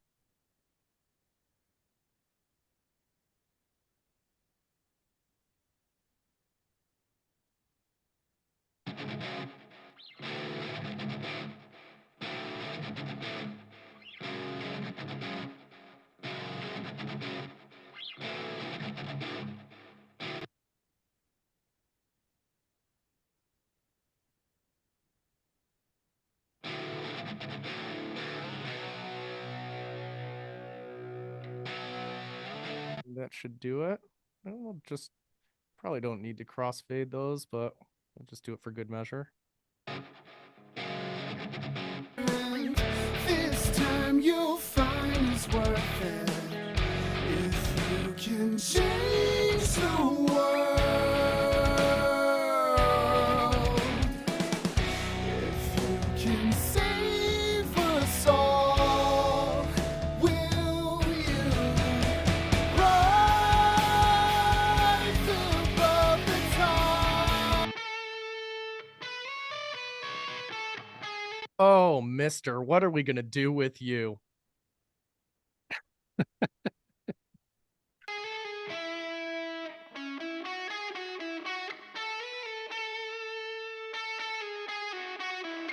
Mister, I wanna fight with the vocal in the upper mid range.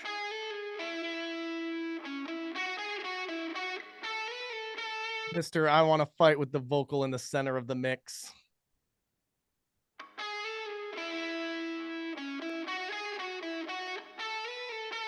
Let's spread that out to the sides. I'm going to use a fancy little technique with a stereo delay. I'm going to not delay one side at all. And then I'm going to delay the other side about, 20 milliseconds or so. What this is great for is turning a mono signal into a stereo signal and giving it width and decluttering the center of the mix. Check this out. First without. Now with.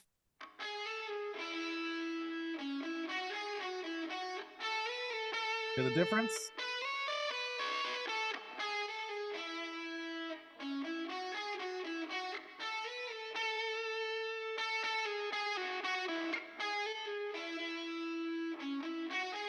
Get it right out of the center. That's right. And now we're going to fight less with the vocal. Rise above the tide, above the tragic and the walls that keep us inside. Listen to it in context without the vocal.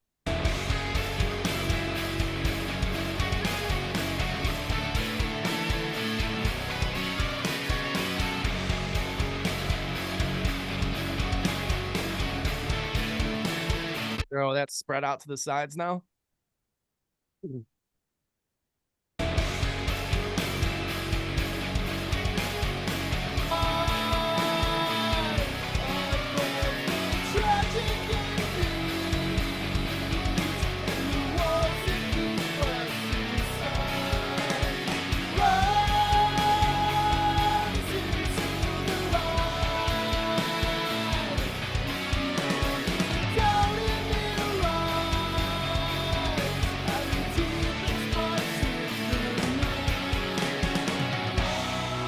So, I mean, just having the lead guitar like that, I'm not getting as annoyed by those like upper mid frequencies as I was before when they were just kind of like rammed right up the center. So I'm not going to touch that until we start to play with the vocal. Let's, however, go and check out this other section here.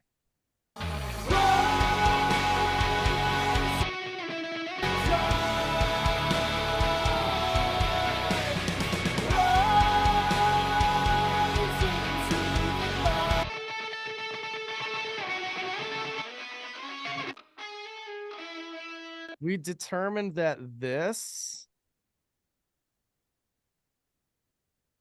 is the same part as this, right? I might not even include it. Is that right, Randy? Is it the same exact part? I think it is the same part. Same part?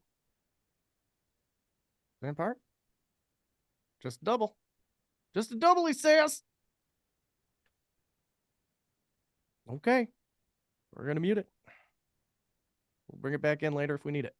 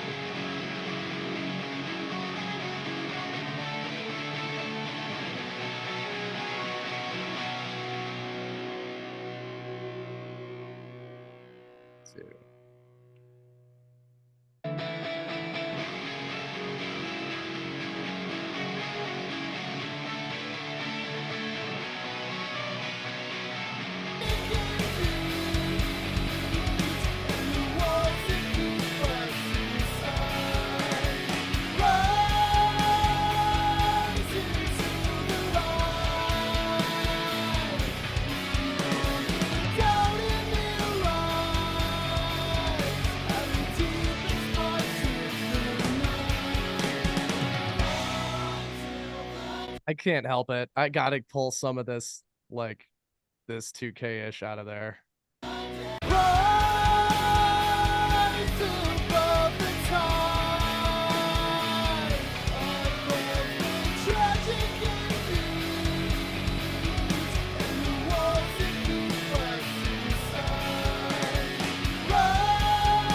Now we've got the bass distortion clicking through in this area. We've got more room for the vocals in that area, but the guitars still need to be a little bit brighter. I'm just going to add a second EQ just because it's cleaner and it doesn't hurt my brain. Like this.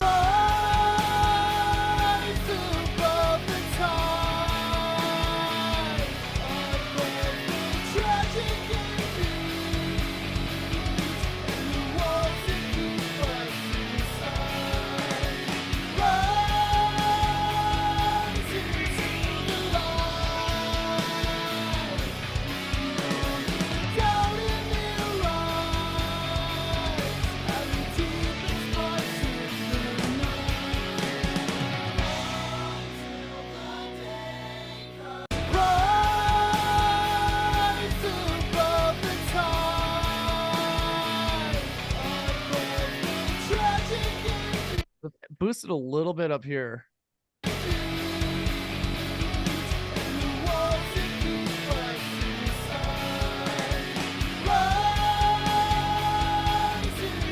Hear that? It's just like a very subtle kind of sizzle. You know what I mean? Like it really starts to lift those guitars up. We don't need them to be lifted in this range in the 2 to 3K. Little bit higher up, I think, is where it's starting to feel like a little bit airier. You know what I mean? Like a little bit more expensive sounding.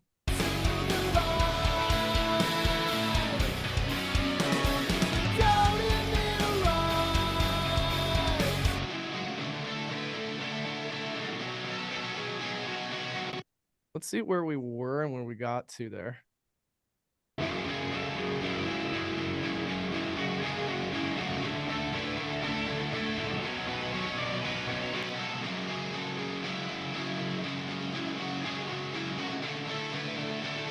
Right, so we scoot, there's that mid-range build-up, right, that we started with in the beginning of this section. We started about talking about that mid-range build-up. So now we've shifted the focus. And those guitars, especially to you guitar players here, how many of you would prefer to be standing in the room playing a guitar that like this?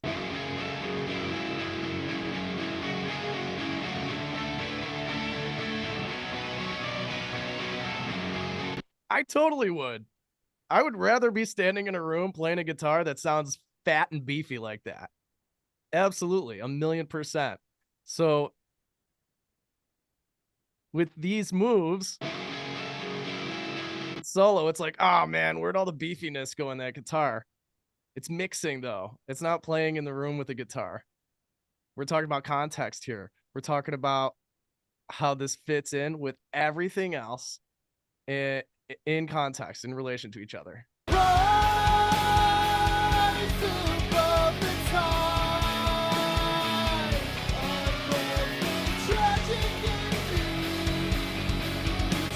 That low end is filled out because of the bass, right?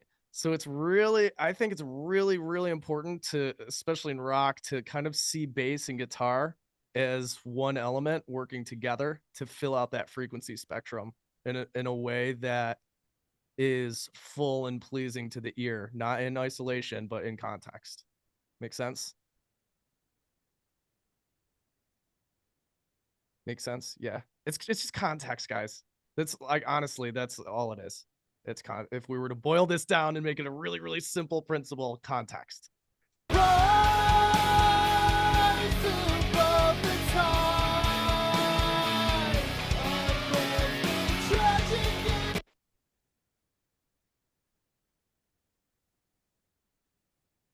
I'm going to limit this bass again just for consistency.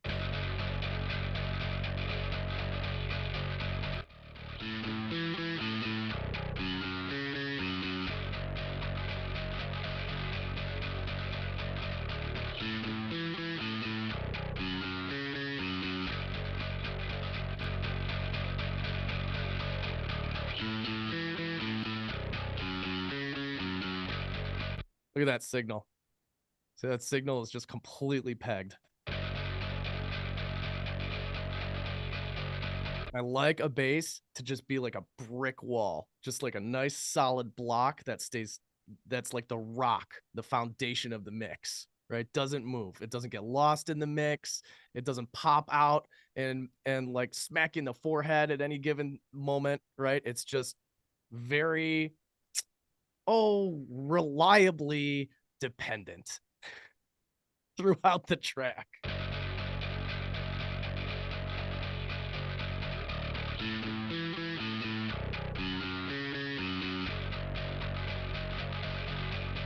Colin.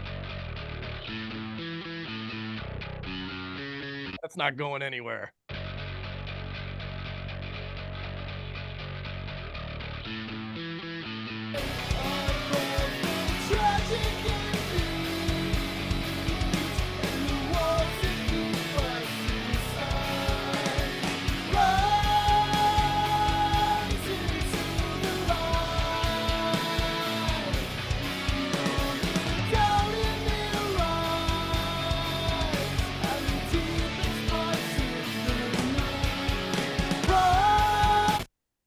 Want to take a little bit of a listen here, just see where we're at.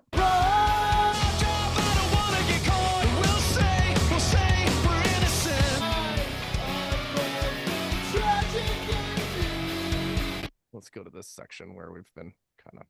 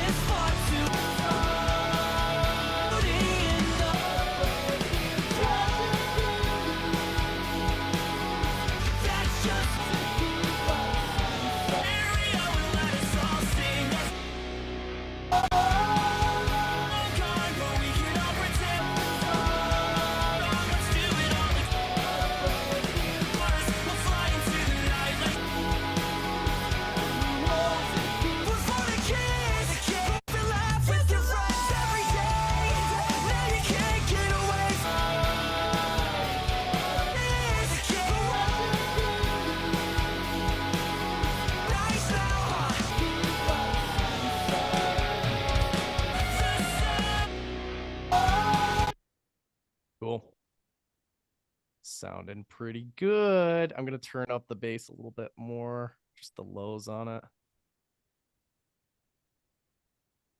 This time, this right.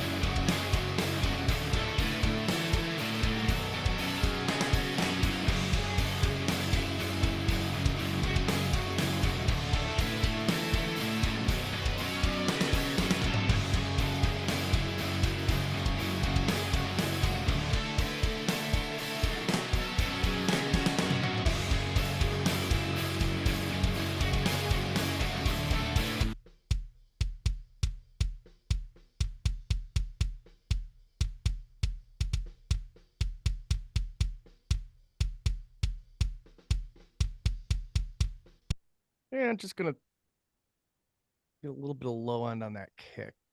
On that kick also.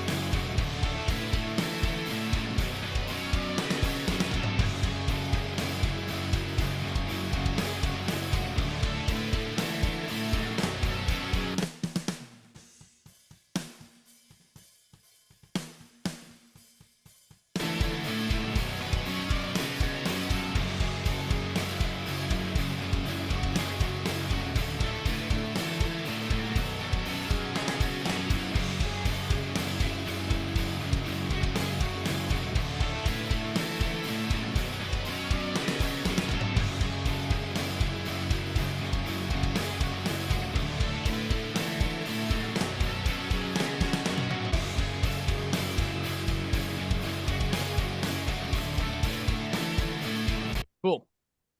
Sounds good. I got a few more things I want to do today. But let's take a quick break for Q&A. You guys following me so far? Is this stuff making sense? Yeah. Cool.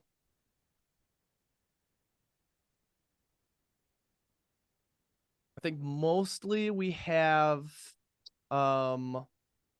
more drum stuff to do. We'll polish these drums up a little bit more. We're gonna play a little bit more of an enhancement game. I think we fixed most of like the frequency imbalances for the most part. Some tweaking to be done and some changes to be made when we bring the vocals back in, like decisions we can't really make until the vocals have been brought back in, or at least decisions that I'm not willing to make until we get the star of the show back into the mix. But for now, I'm pretty happy with that. Do want to get those drums slamming a little bit more.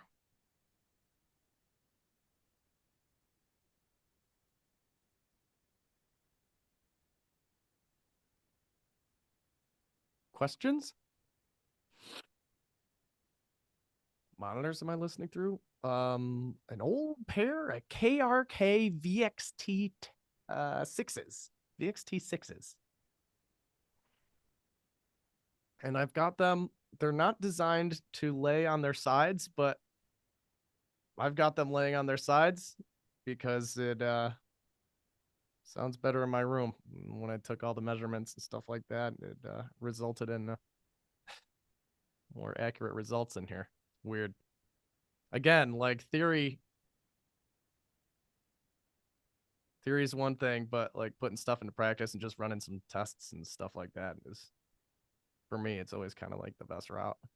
You know, do some unconventional kind of stuff. Just gotta run your own tests. Guitar spectrum? The guitar spectrum? Like the frequency spectrum on the guitars you want to see?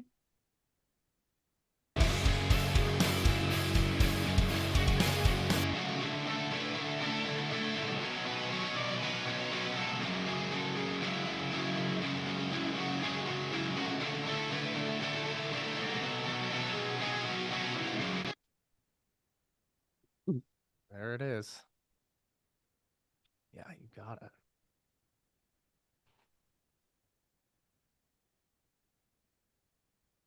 Do you mix with monitors without tweeters? No, there's tweeters. Need tweeters.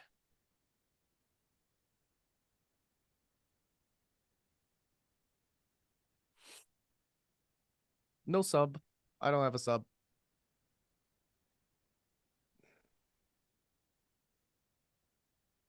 Do you make space for vocal on guitar EQ if they are panned hard left and right? It depends on, yeah, it depends on if they're fighting. If they are fighting, then yeah, I will. Totally.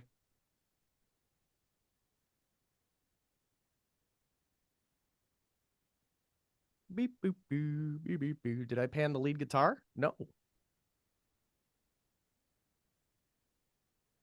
No, I didn't pan it, but I added like that little delay to it.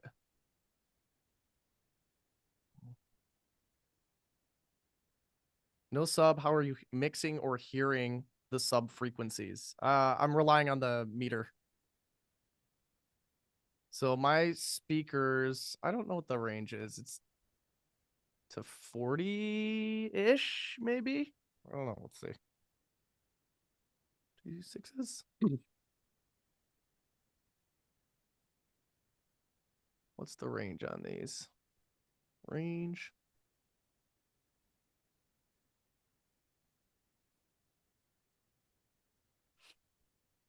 I think it's around 30. Is it 30? No, no, it's actually higher. It's like 49. 49 to 22. And then I just rely on the meters for ultra lows and headphones. But it's pretty rare I even check the headphones. Not sure what is wrong with courses.mastering.com. It's temporarily down for a sec. We'll get it fixed though.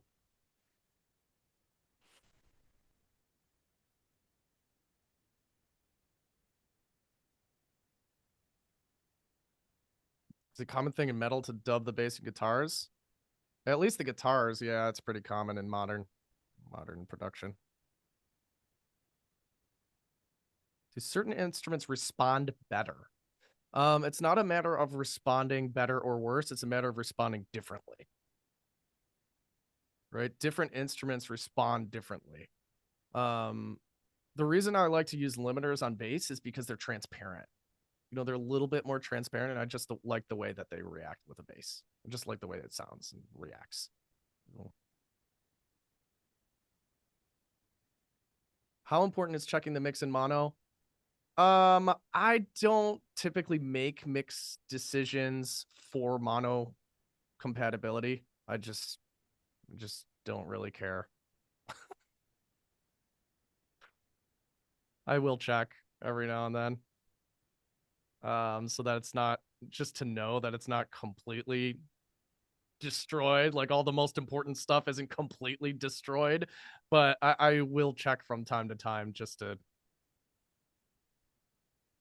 just as like a small check. But I don't make mixed decisions based on mono compatibility. I make them based on stereo. Again, that depends on if that's important to you or not, or important to your clients.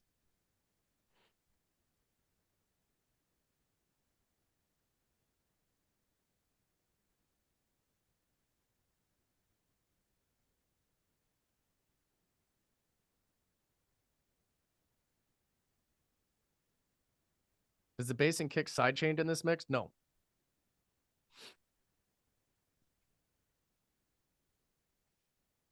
Is it better to mix with studio monitors than headphones? Only if your environment is like dialed in, I think, yeah. But if, you know, if your environment is crap and your speakers are crap, then you're probably better off going with headphones.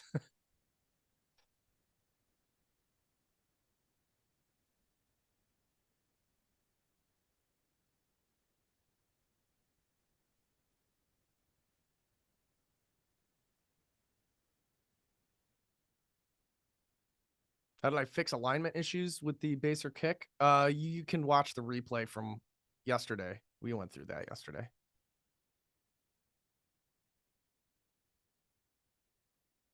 Oh, reference plugin. Yeah.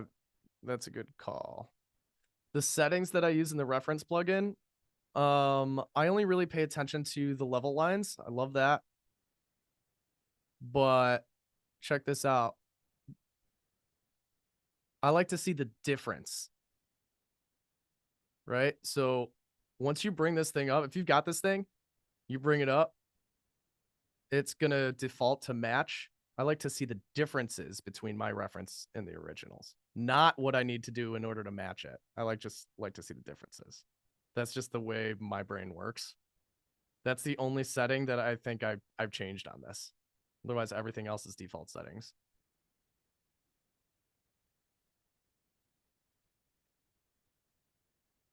Nope, Joy, I'm entirely in the box.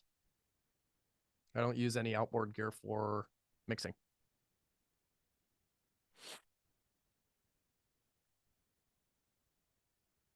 I don't have Fuser enabled on this machine. So unfortunately, we won't be able to see it today. But it's pretty dope. I think you should check it out. At least like run a trial of it. Check it out.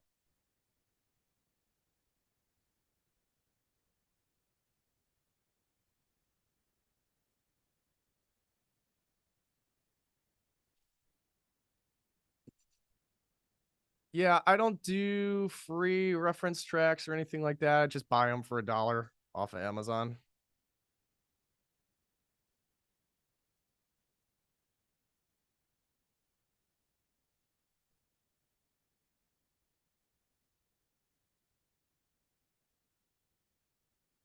I don't know, Steven. It's like, is it possible to get professional recordings outside? Depends on what you're recording and what your goals are. If your goals are to record, you know, like Foley, like cars and like traffic going back and forth on the road, then I suppose you could get a professional recording very easily by going outside. But if you're, you know, if your goal is to get a vocal, like a dry vocal in a controlled environment, then some challenges maybe. Oh, you going in your RV? Oh, you got a controlled environment right there. You figure it out. You got a garage in the RV, like in the back? Deck it out with some treatment or something like that. Hang up some moving blankets.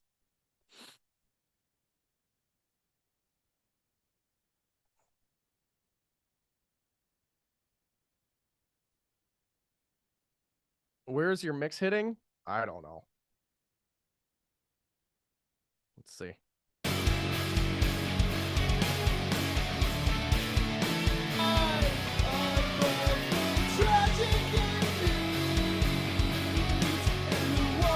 Right around there. -10-ish. I don't have to think about it because we gain staged.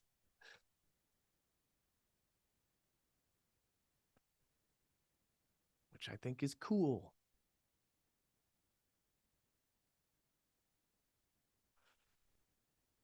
Ooh. Reference tracks need to be a certain format. Yeah, I mean, you know, objectively speaking, lossless is best. WAV files are best, but in reality, you know, 256 MP3s work just fine for what they're for, you know? My experience, anyway.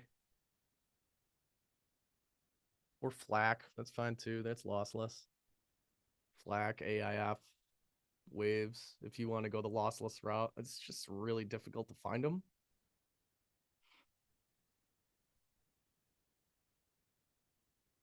It's just much easier to type in a song title in Amazon and just immediately download it.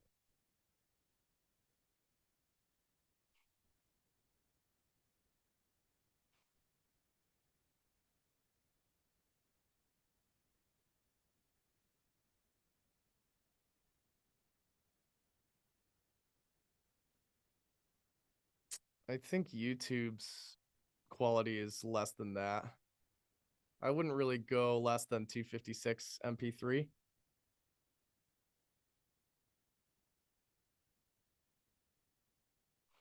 No, references don't have to be unmastered to be mastered. What do I look for in a good reference? I ask the client. What kind of sound are you going for? Or another great way to kind of get an idea of what the client is looking for is to ask them, where would you see yourself? What other name 5 bands you would see yourself in a playlist with? Or name 5 bands you could see yourself like being in a festival lineup with. And that gives you a pretty good idea of like where they want to slot and like what kind of sounds they're going for. You know, who they want to be associated with, what their sound is, like kind of gives you a lot of info.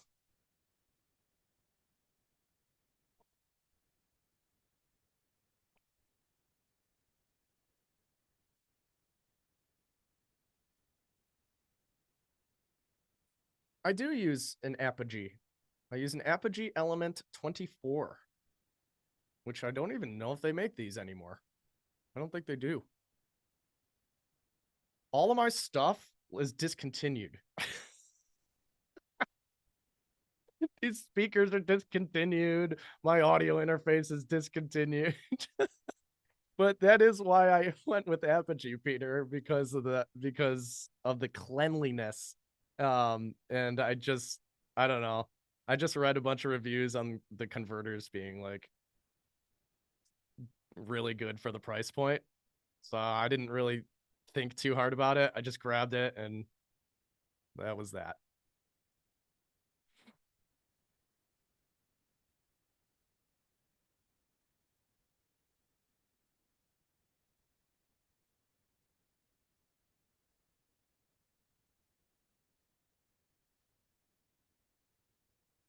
Yeah, I'm old. I'm older than I look.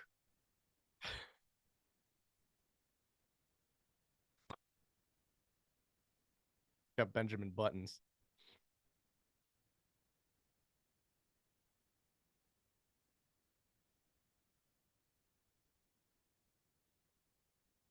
Where do you try to hit off the interface with vocals?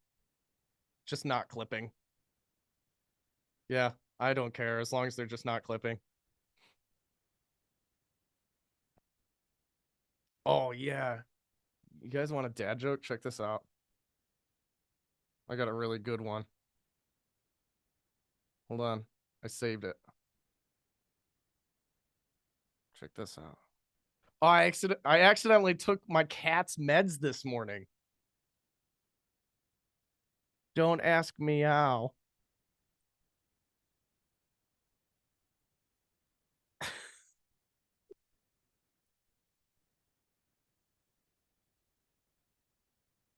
You want more? You want more? Hold on, I got another one. I got another really good one. Wait, I gotta wait for Caleb for this one. I wanna...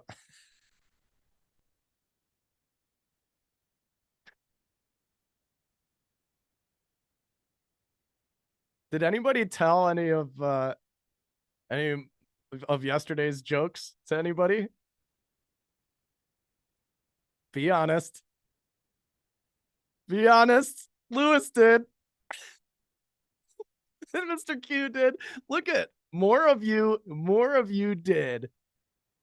I bet you more of you did than are willing to admit. No, I have a reputation to keep. I knew it. I knew it. You guys give me a hard time, but you love them. Yeah, the dynamite one, right? My wife liked it. Exactly. That's how you know you nailed it. If your wife likes your stupid jokes. All right, because these good looks aren't going to last forever. You better like my stupid jokes.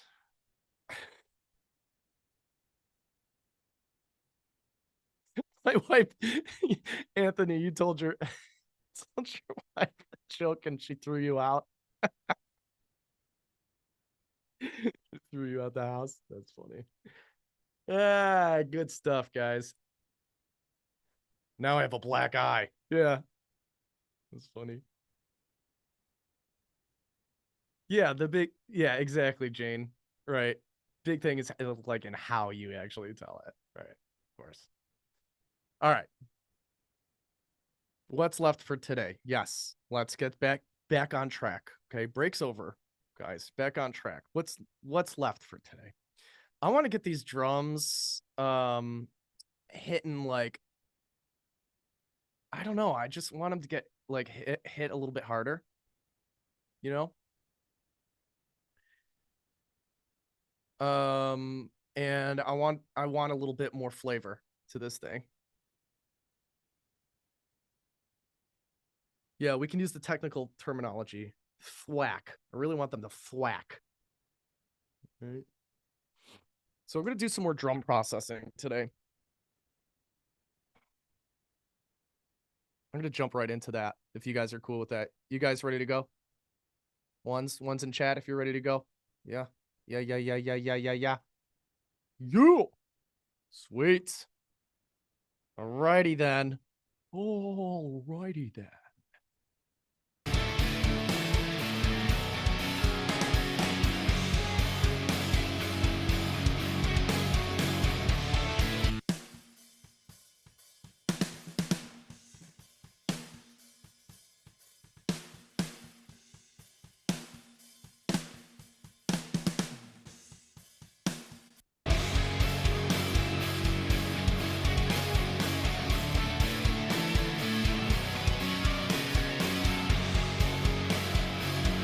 Oh, crap. I think I just blew away my...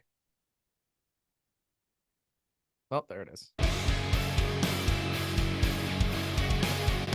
Cool. So, first I'm going to add this transient shaper and see if we can get that snare to poke a little bit more.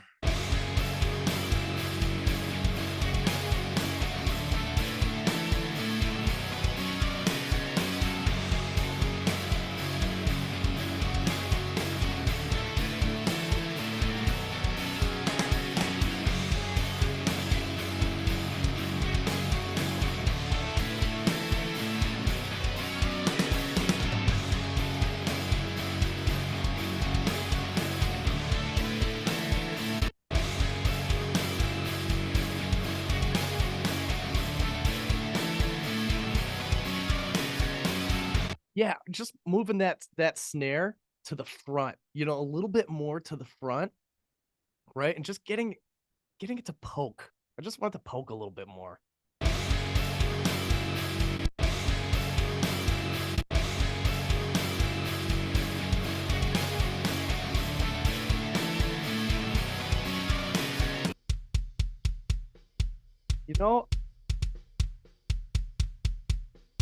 I might do the same thing with the kick.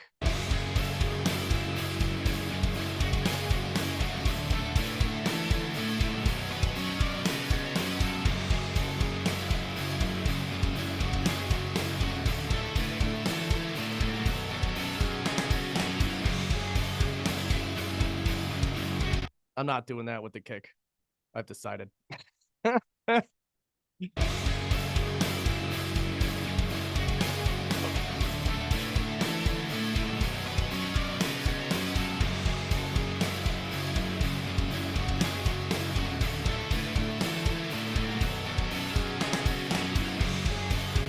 And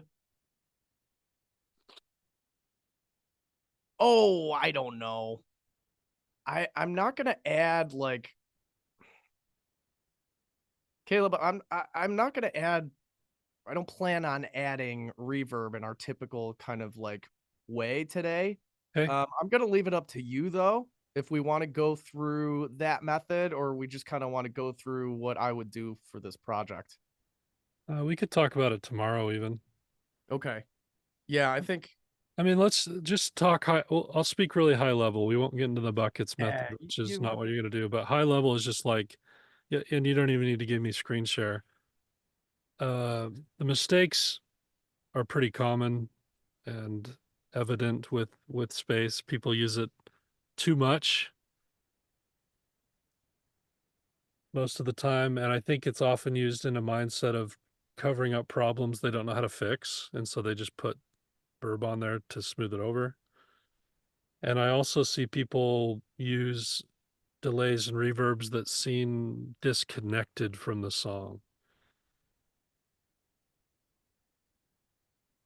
When we teach the bucket methods, it's all about finding the right amount of diversity. We want everything to have its own separation, but not feel too disjointed. But also there's an emotional component to reverb. It's a very emotional, it's one of the most emotional tools we have. And there really is emotion behind the kinds of spaces that they represent. And I hear sometimes more amateur mixers use stuff that just seems really disconnected from the feel of what's going on. So I would keep in mind those things. But however Jake wants to do it today, that makes sense. If we want to dive into it more tomorrow with the vocal stuff, we can talk about the buckets method more. But keep those two concepts in mind as we do this. Totes my goats. Today, I'm gonna deviate from the buckets method. Just a little bit. We're gonna still use vocal buckets tomorrow, but just a little bit. Because there's only one thing I really want to put reverb on in this whole mix. Besides the vocals. It's the snare drum.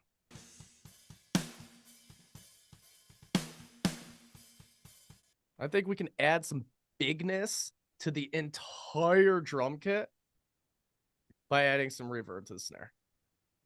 All right. And for now, I'm just going to play with this Valhalla room verb. Just going to throw it right on there, huh? Throw it right on there.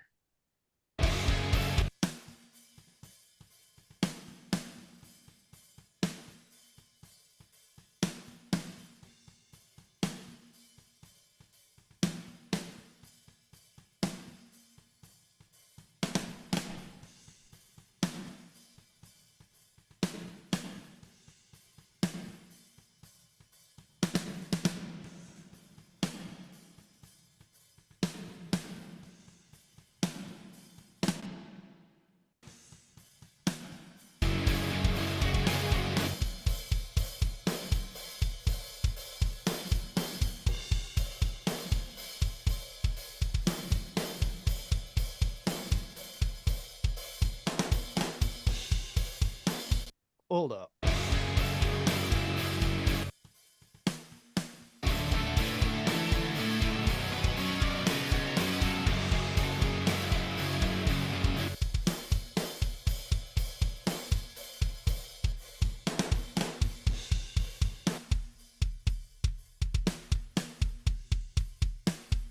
That's what it is.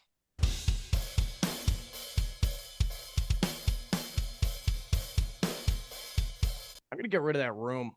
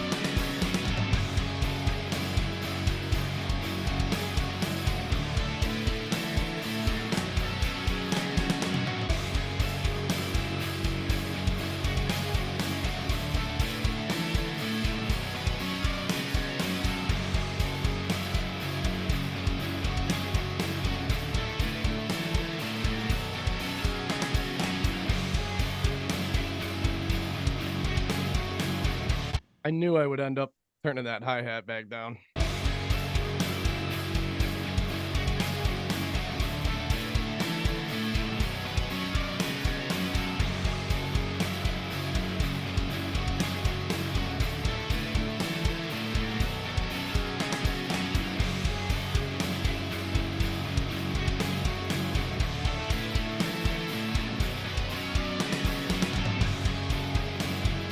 I might still take that hi-hat out. I don't know yet.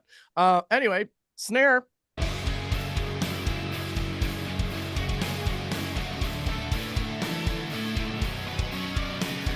Listen up. Okay, so a couple things here, right? Number one, snare reverb makes the whole kit sound bigger.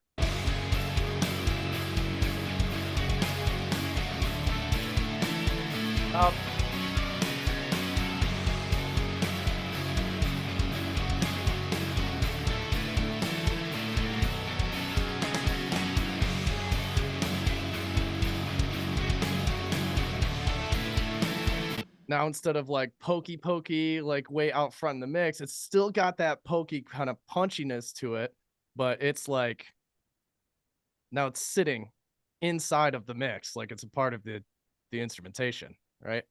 And it's got like this massive kind of nature to it. Check this out though. Like, notice what I did here in terms of the mix, in terms of blending in the reverb. I did it in context. And I just like really cranked it up. In solo, I probably would not go this high. Listen to what this sounds like in solo.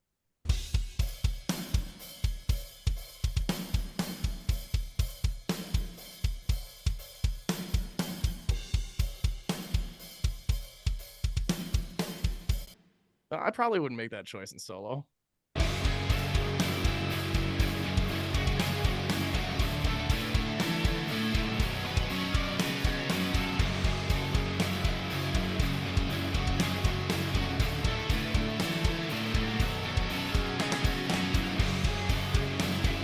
And I just like those big kind of like shotgun snares, especially for like, I don't know where this comes in on the beat. It's just personal preference of mine too.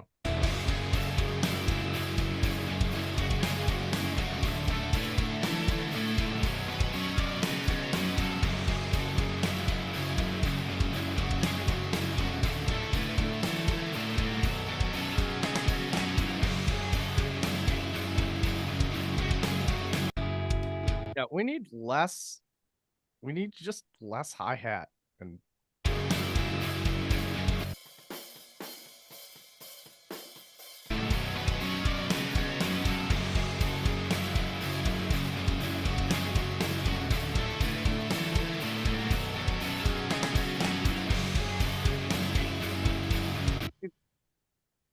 all right. So no more hi-hat. We're just gonna use the overheads there.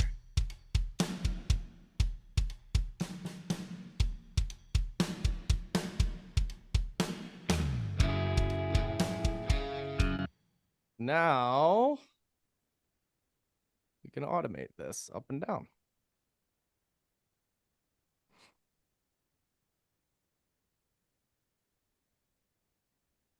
As the mix calls for.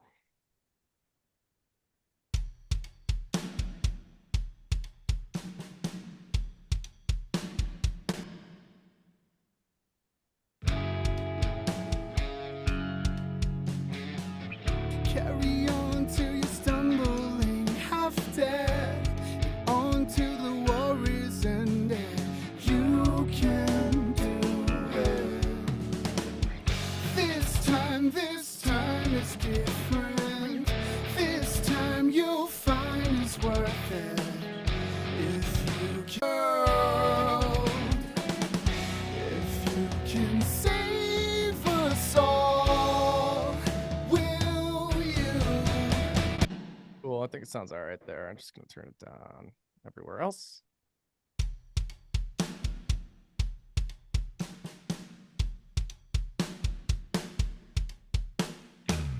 Carry on until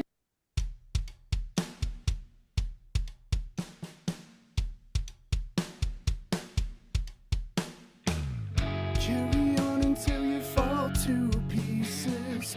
Carry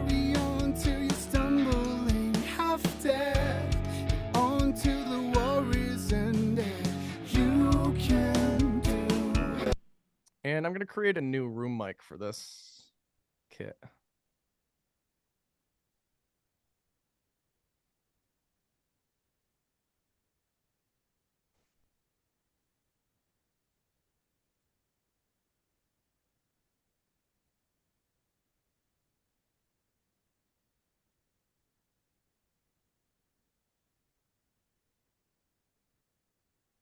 Going to send everything to it. So I've got an aux track here called drum room. Again, I'll just use Valhalla. And instead of a chamber, I'll use a large room. And I'll just kind of blend this to create my own drum room.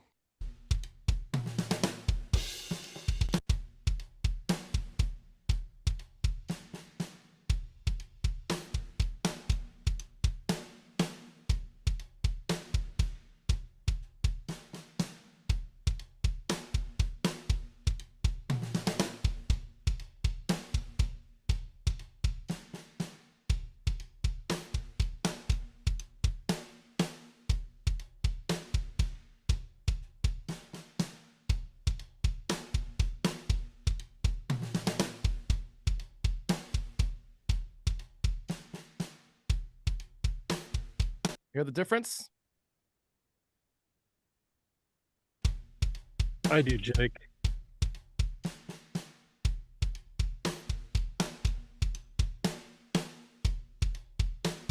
Or dimension, sense of space. Let's get it in context. Carry on until you fall to pieces.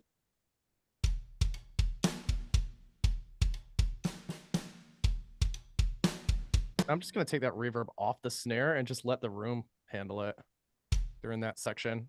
This reverb that I just dialed in, this is like for the big parts.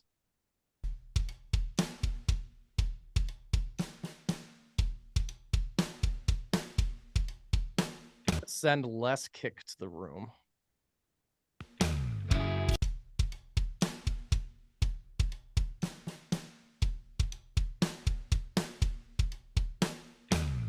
Carry on until you fall to pieces. Carry on till you're stumbling, half dead. On to the warrior's end. You can do it. This time is different. This time you'll find is what. Maybe we'll start to add a little bit of this reverberant energy here. This time is different. This time you'll find is worth it.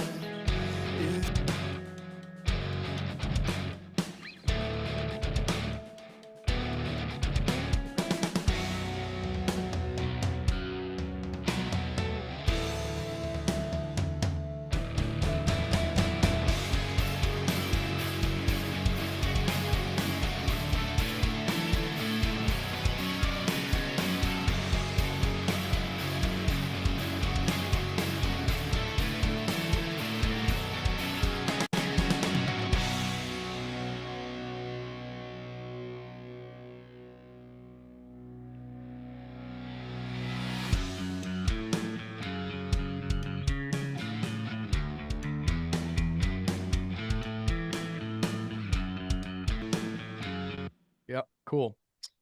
That sounds good. I'm just going to take this all the way over here. Just bring that reverberant energy down a little bit.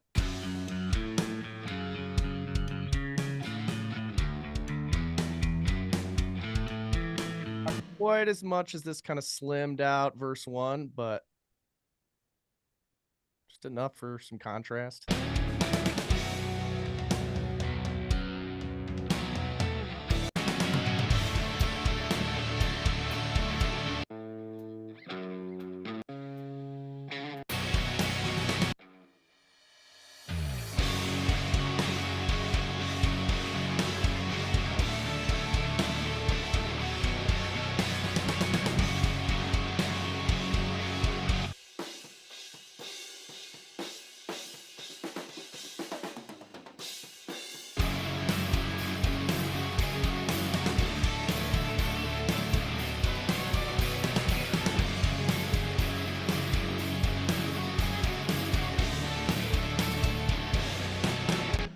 Okay.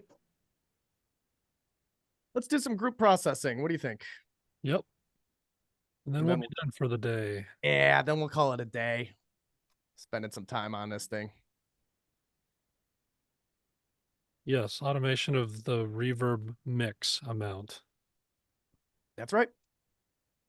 That's all we did. It was just reverb mix them out up and down on that snare. Instrumental's coming along nicely.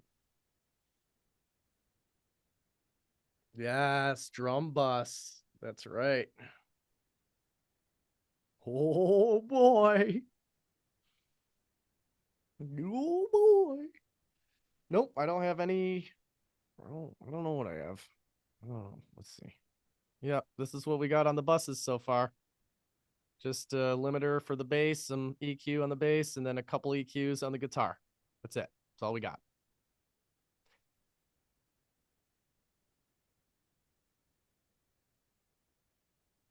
You know, the heavy lifting here is getting the drums, giving the drums that polish that like rock audiences have come to expect. Yeah. You know,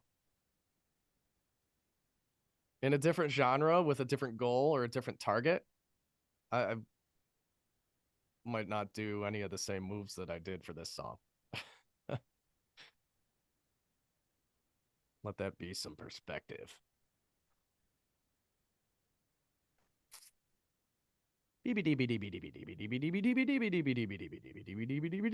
Mad moves, baby. That's right. Just making mad moves.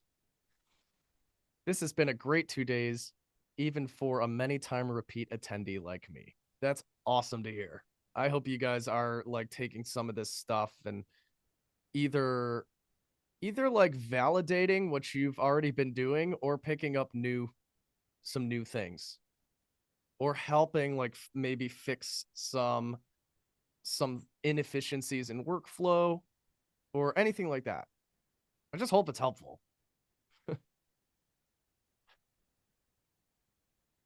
And I try to explain everything I can as clearly as I can as we go along the way here. So hopefully that's coming across.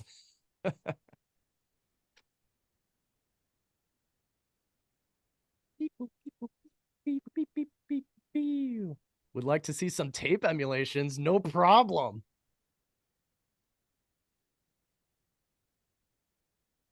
No problemo. That's the reason I'm able to mix in the box.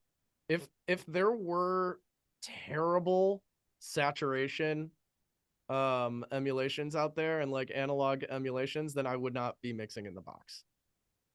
I wouldn't. I would spend the money on the gear. I'd spend the money on the outboard. I'd spend the money on the hardware to get the sound. But we're at the point right now where it's like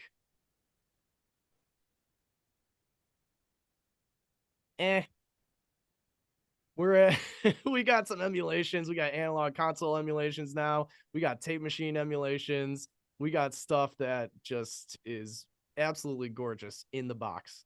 It's phenomenal. And it's faster. I don't have to take pictures of things for recalls. I just bring up the DAW. I don't have to write down my settings on gear.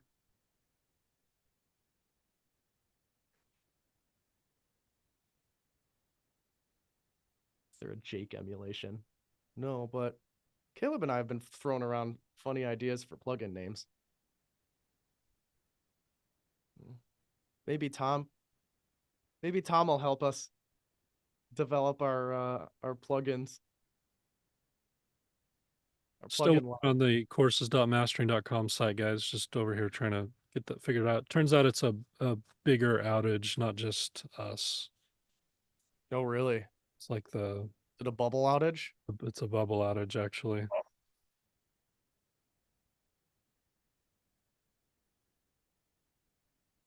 So that's weird. The punchinator saturator. The punch it.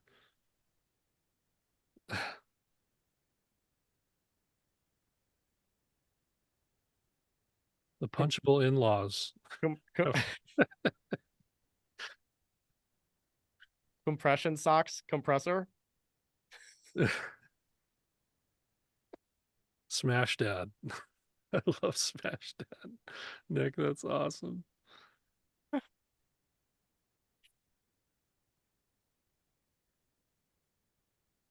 Yeah, I have some cool plugin ideas, but I don't know if I'll have time to make them anytime soon. The Loveless Limiter. Yeah. I think that's more of a 2025 I'm working on a lot of for me anyway. AI stuff right now. It's a 2025 thing for me. Maybe 2026. I don't know. Got other stuff. AI educational tools.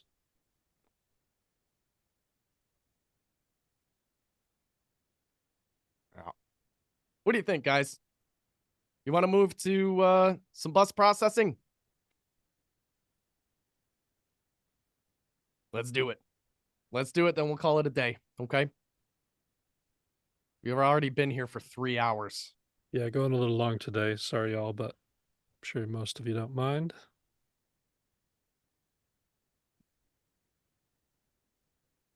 Let's get it.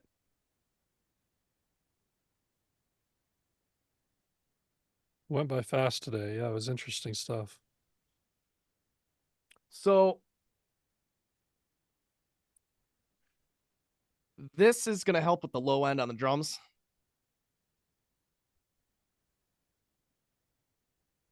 And I'm going to take this and I'm just going to push all of these buses through their own tape machines.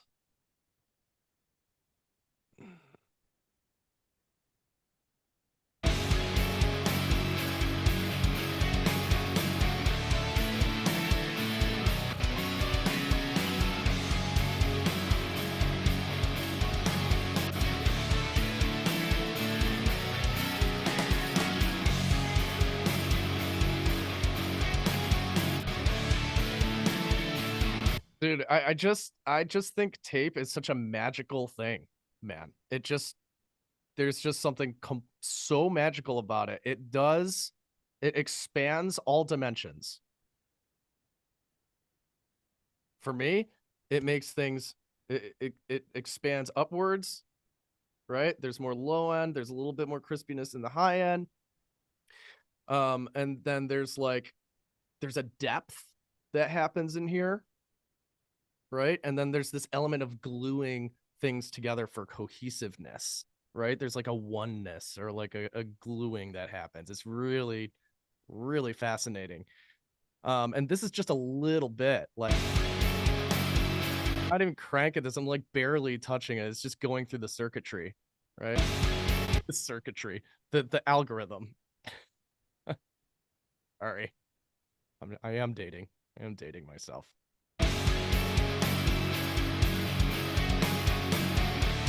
It's just like barely touching these things. Again, I'm just gonna do an A/B back and forth, without and then with.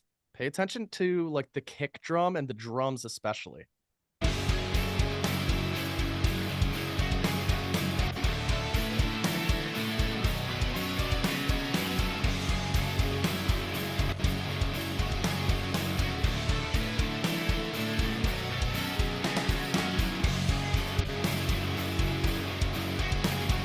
Even I was actually thinking the drums at 15 instead of the bass, just for like a little bit more of that weightiness to the kick.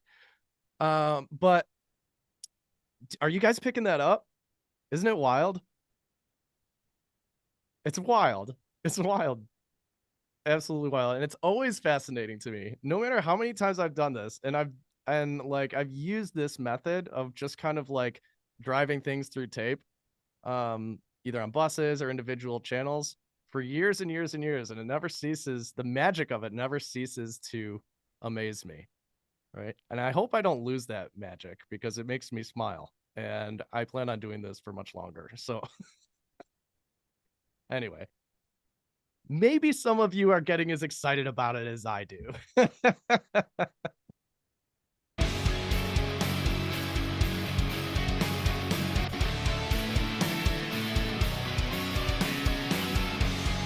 more crack to that snare. Also, there's more body to the kick without it getting like overly muddy, right? So and like a smooth crack. yeah, it's not like a harsh, like piercing kind of like, you know, I'm boosting 7K on this thing, a 7K bell on this thing. It's like very smoothed over, right? And part of I think part of that has to do with just the nature of saturation, tape saturation, specifically on the transients of a sound, right? There's actually dynamics, like subtle compression happening on the peaks and like a rounding of the peaks that's going on here too when we're driving a signal through this kind of processing. So it's very, I don't know, it's very, I can't think of another word than fascinating. It's really cool.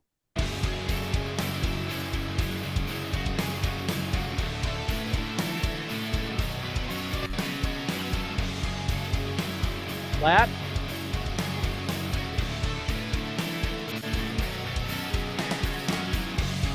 Tension.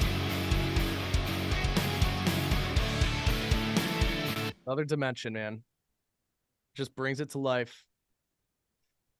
Anyway. Just that little bit of processing. A little bit of processing. Can I talk tape settings? Yeah, I can in terms of this one. I can. We're on a 2-inch 16 track setting here.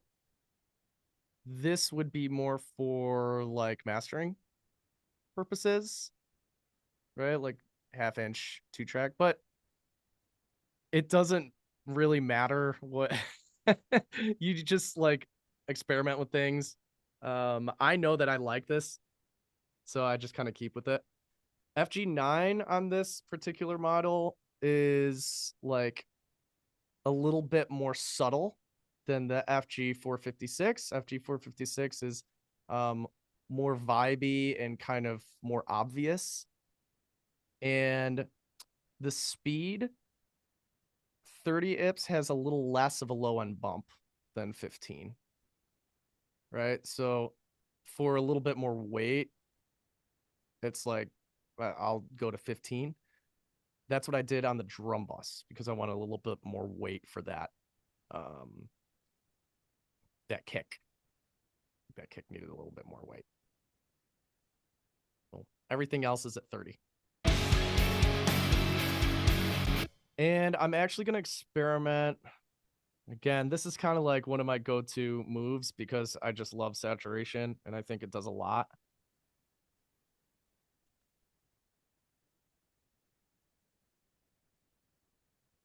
But I'm going to push this through some console emulation as well. If I can remember where it is. Yep.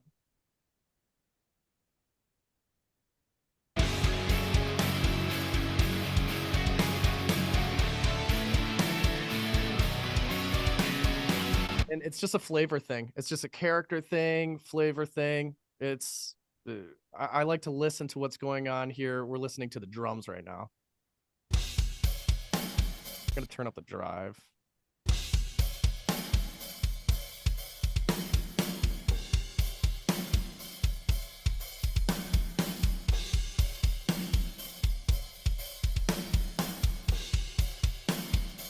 So this is an SSL desk and this is a Neve desk, and these drums are actually pretty vibey already. They're pretty like thick and they've got like a lot of character to them.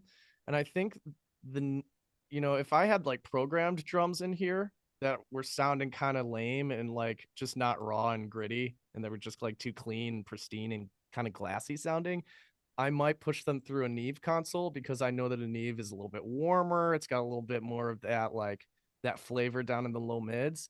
The SSL reacts a little bit tighter.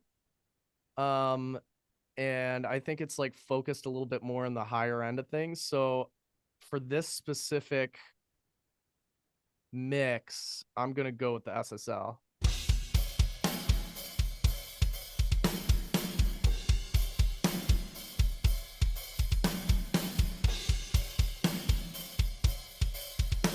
really hear it in the kick drum, right? In the like the thumpiness of the kick and like the low end of the snare.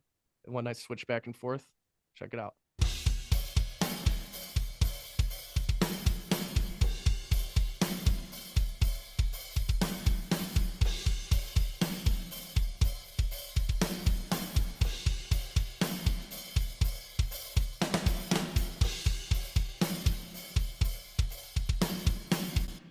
Right? There's like a woofiness when I switch it over to this Brit end mode that the SSL doesn't have. And then the API desk, you know, there's a whole bunch of different ones, but typically, like, I'm usually going to go with that, either SSL or Neve, just because it's a personal preference of mine.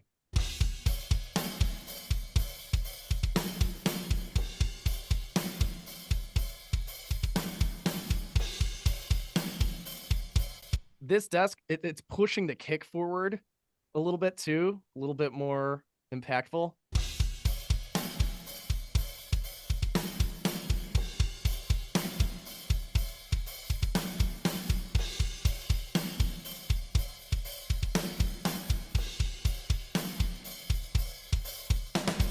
Cool.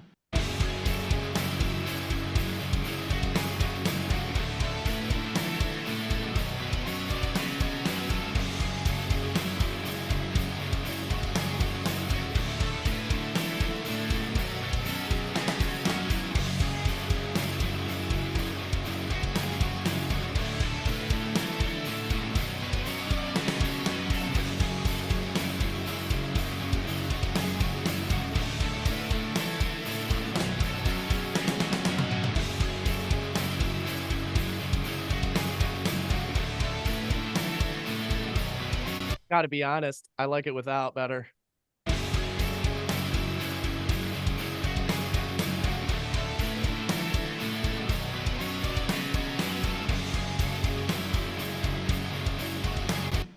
Okay, let's play with something else.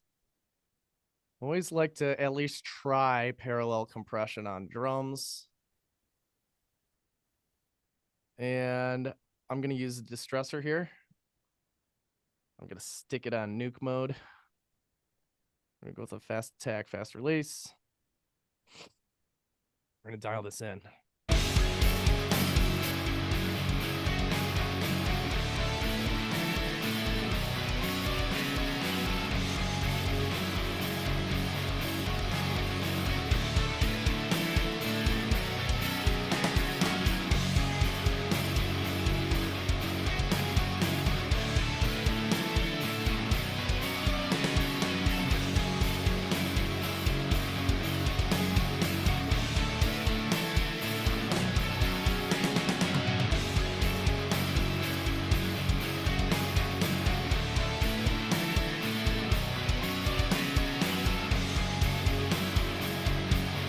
What I like this is it pushes the kick and the snare in front of that hi-hat that is just like drilling. You know what I mean? It's kind of like pumping the hi-hat down for the kick and the snare. Which I really like because the hi-hat's annoying me. And and it's making those drums feel like it's they're getting hit harder also.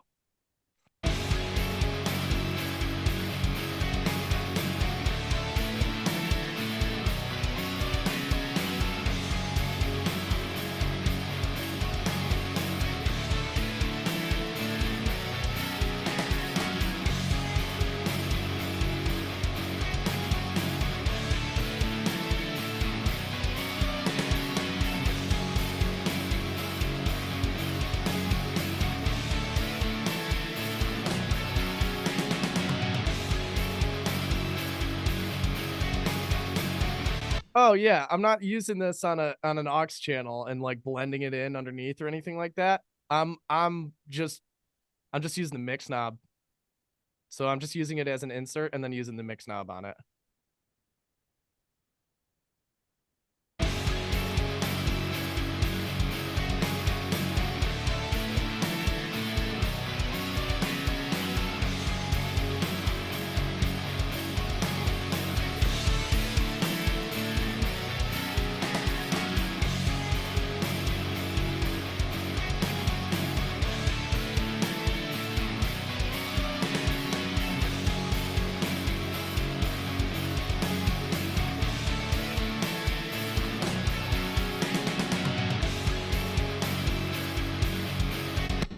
Cool. And then just like, let's clip it. Just to save the headroom.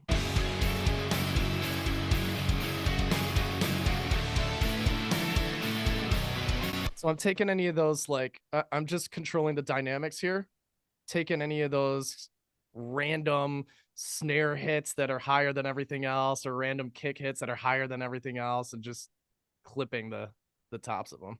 Here, let me actually talk about that really quick before you do it. Explain the Yeah. concept Sure.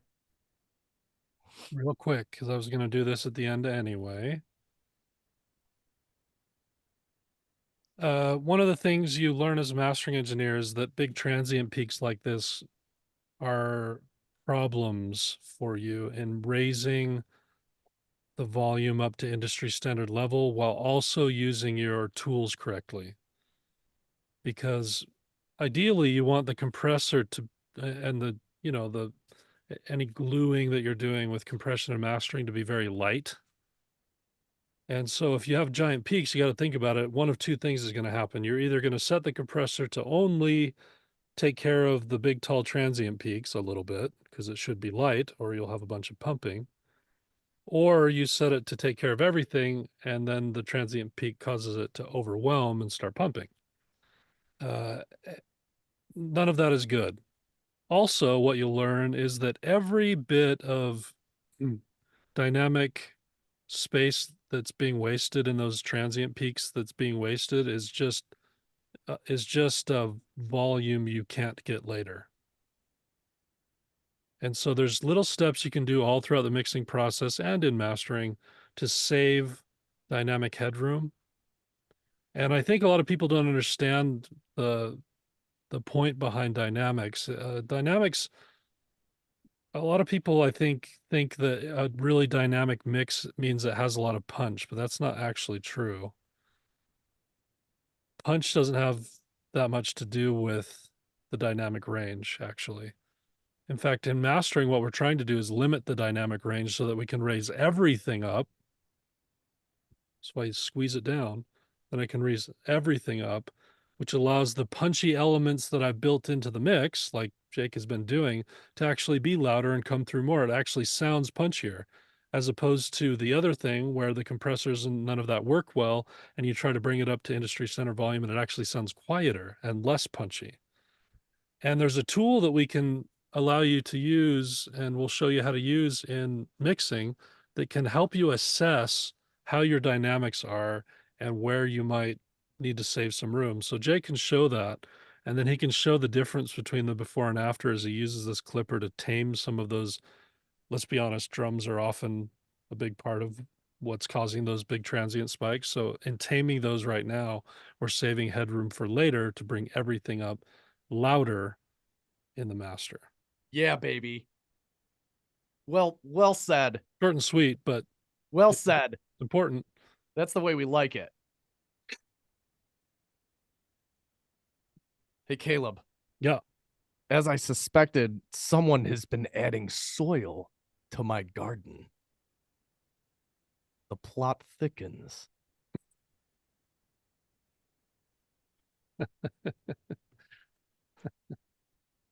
I kind of like that one. I kind of like it.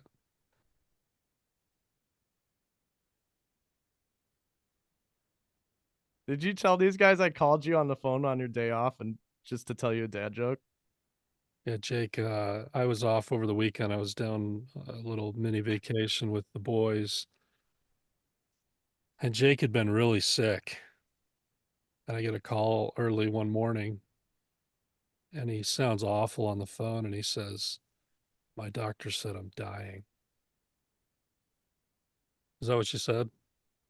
So my doctor said it's likely I'll die because I consumed clay. And I was like seriously concerned until he said, I don't know if I can say it on this. "Oh, yeah, you can. Just edit." I'm literally crapping bricks.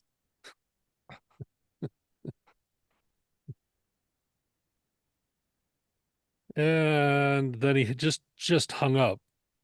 Well, I said have a great day, and then I Yeah, hung he up. said, have a great day, and hung up. And I laughed and told my buddies. This is a good one. You had me. I was literally concerned because you were really sick last week. And I care about you. He took advantage of the fact that I care about you.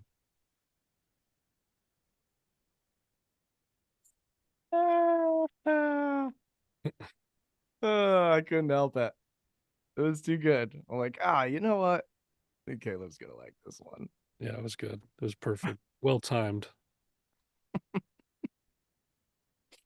All right. Anyway, let's get back into it. Let's clip some things.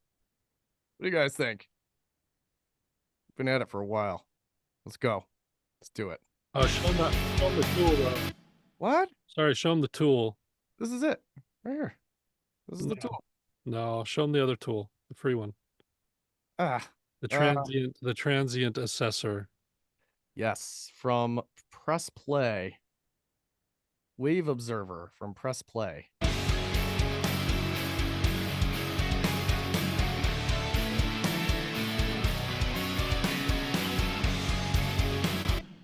Ironically, they're already pretty dang good.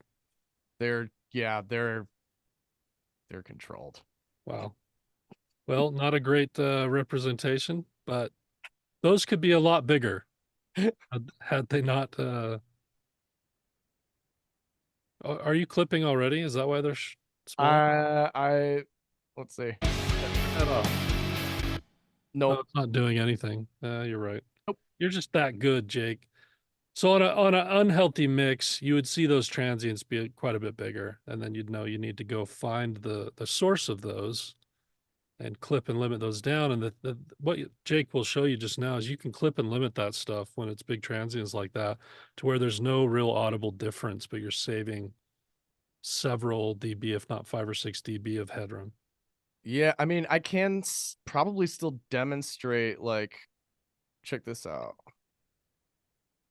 Do it even like maybe moving this plugin to analyze what's going on just on the drums. Right.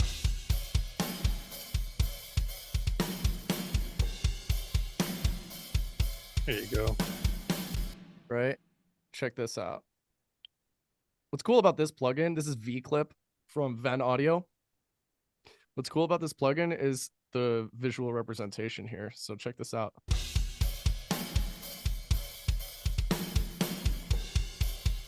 You can bring the ceiling down and actually see it coming down on the transients and like how much you're going to be clipping off. So we'll have a visual here on what we're doing when we pull down the ceiling. And we're also going to have a visual here on this meter on what it's doing to the transients. Check it out.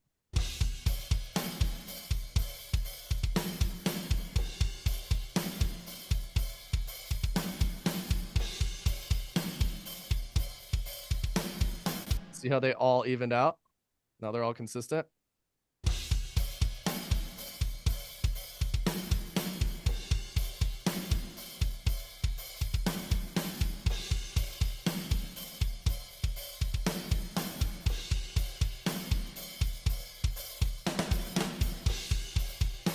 And then without.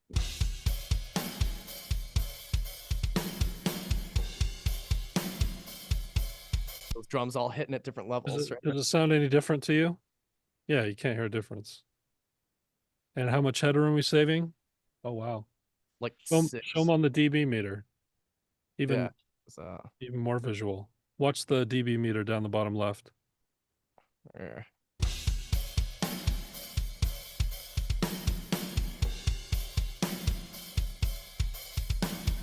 That's peaking at -11. I'll check it out.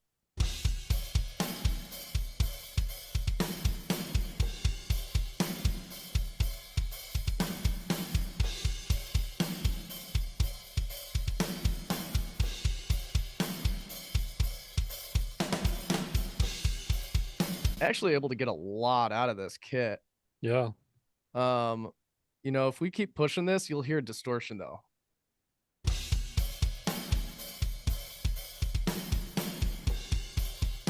Right here, the low end of the kick triggering all that distortion.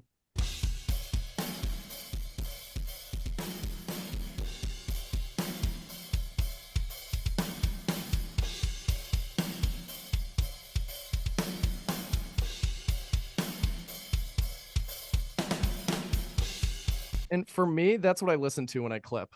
I listen to the low end because those low end frequencies are going to cause distortion before anything else, audible distortion before anything else.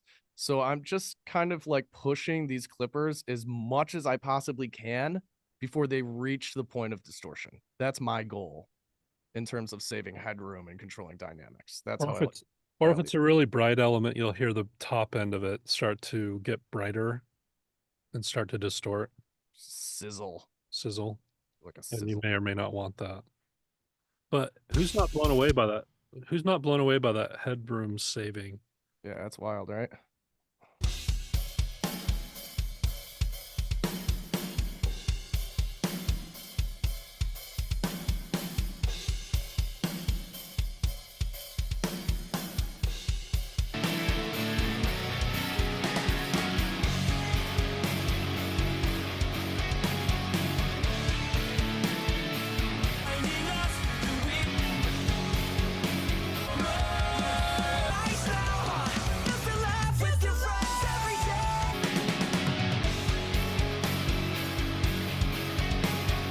Mine sounds better.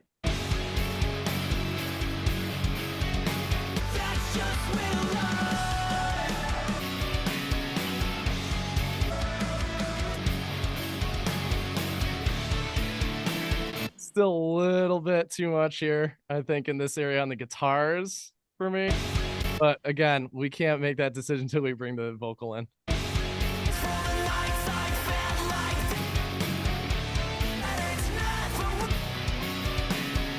Yeah, like that. Probably push that a little too hard.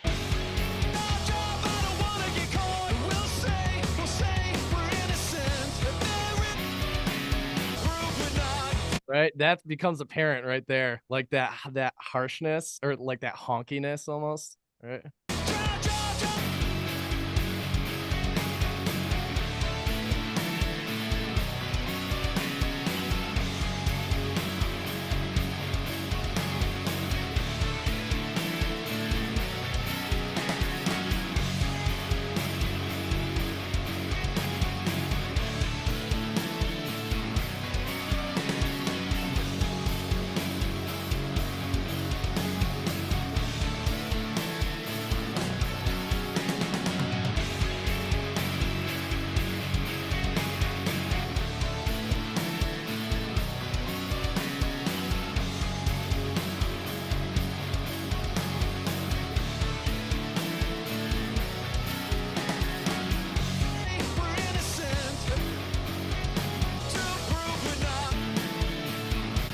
There it is. Yep. Isn't And that wild? he's keeping in mind that range that he just took down on the guitars is a really important range for the vocals to cut through. And so, yeah, it's a lot now, but when you get the vocals in there, it's going to make a lot more sense. Totally. Yeah, You yeah. know, Uji things how we need to when we Yeah. bring the vocals in there. But can I show you guys one more thing? I know we're running way over time right now. I want to show you guys one more thing. Is that cool? It's just like it's just a cool little trick that I like to do on like these like big guitars like this. You guys have probably seen me do it before.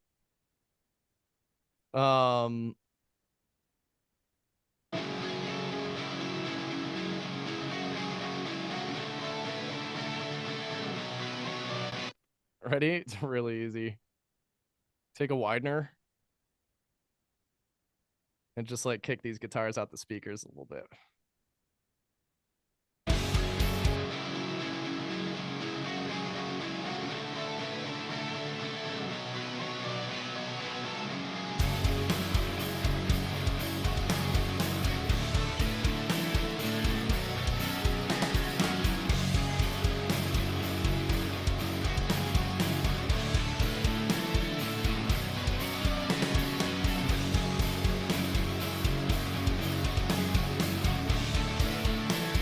right? Just like kicks them out, almost like they feel like they're coming like from beyond the speakers, like outside the speakers a little bit.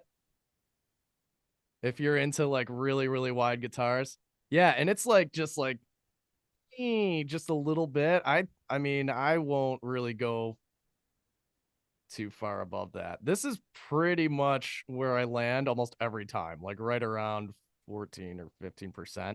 If I want those guitars wider, I don't always do this on every single mix, but like I'll be honest, most metal mixes and most rock mixes that have big chunky guitars like this, I'll start here. And if the band doesn't like the width, I'll take it in. But I think maybe one time in my entire, actually, no, I can't ever say that I've had a band come back and just be like, those guitars are too wide. Yeah, that's not going to happen. But please be Never careful with happened to me. wideners. Please be careful using them. I hear so many mixes that get ruined by people using them incorrectly, putting them on your mix bus or using them heavy-handedly. Yeah, Just so use them lightly. this comes like, so this comes back to the conversation we were having before about checking in mono. I don't make mixed decisions in mono, but this is a scenario where I will check because I've used a phase-based process for this, right? So on the stereo, I have a button that sums everything to mono here on my monitor controller. But if you wanted to check this in mono, just to check it out, we could just add a gain plug into the stereo out and turn mono on.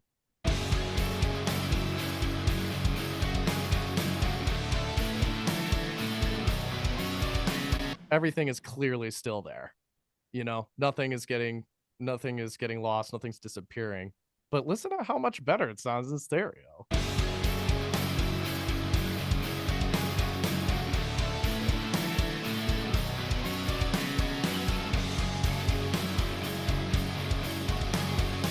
So this is part of the reason why I actually like this imager specifically, is that I have yet to actually hear a problem when I sum this in mono. I think it's just like the way that Isotope has manufactured this, like how they programmed it. Sounds really good. There are other spreaders and imagers out there that will just like completely make your stuff kind of like either cancel or disappear, or just like sound really, really funky. But this one, really like it, and it's free. Super free. Super free. Not just regular free. Who learned a thing today? That was a good session. I That was learned fun. you guys like learning. Yeah, that was fun. It's nice to work with like some real stuff for one of these sessions. You know? Yeah, it's interesting because like when you do a lot of sample based stuff, you really don't use very many plugins. But I was surprised even with this raw live stuff, you still didn't use that many plugins. You want to do an AB? Yeah, let's listen. I keep extending this session. Yeah. Kayla's like, oh, I'm good. I don't have another meeting for half an hour. yay. Yeah, look at so far. Like, I didn't really do anything to guitars, just kind of touch the bus. But look at this. Ain't hardly nothing on her. Wait.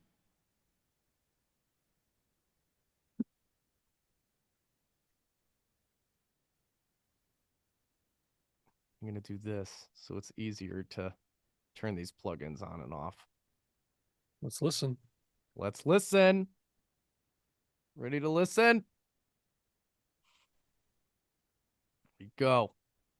Wait.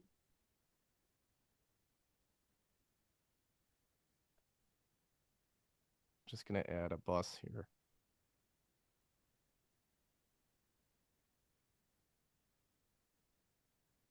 Where's bus 14? I think it's in my drums. Okay. Okay, ready to listen? First without.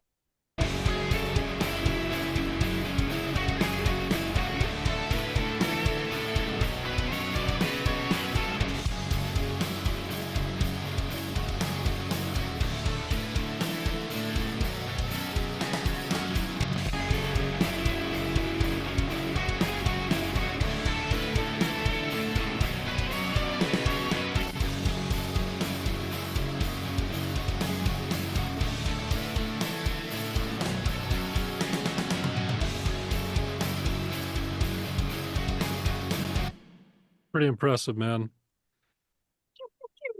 And were there any magic plugins used? Were there any? Is there anything you couldn't do with stock?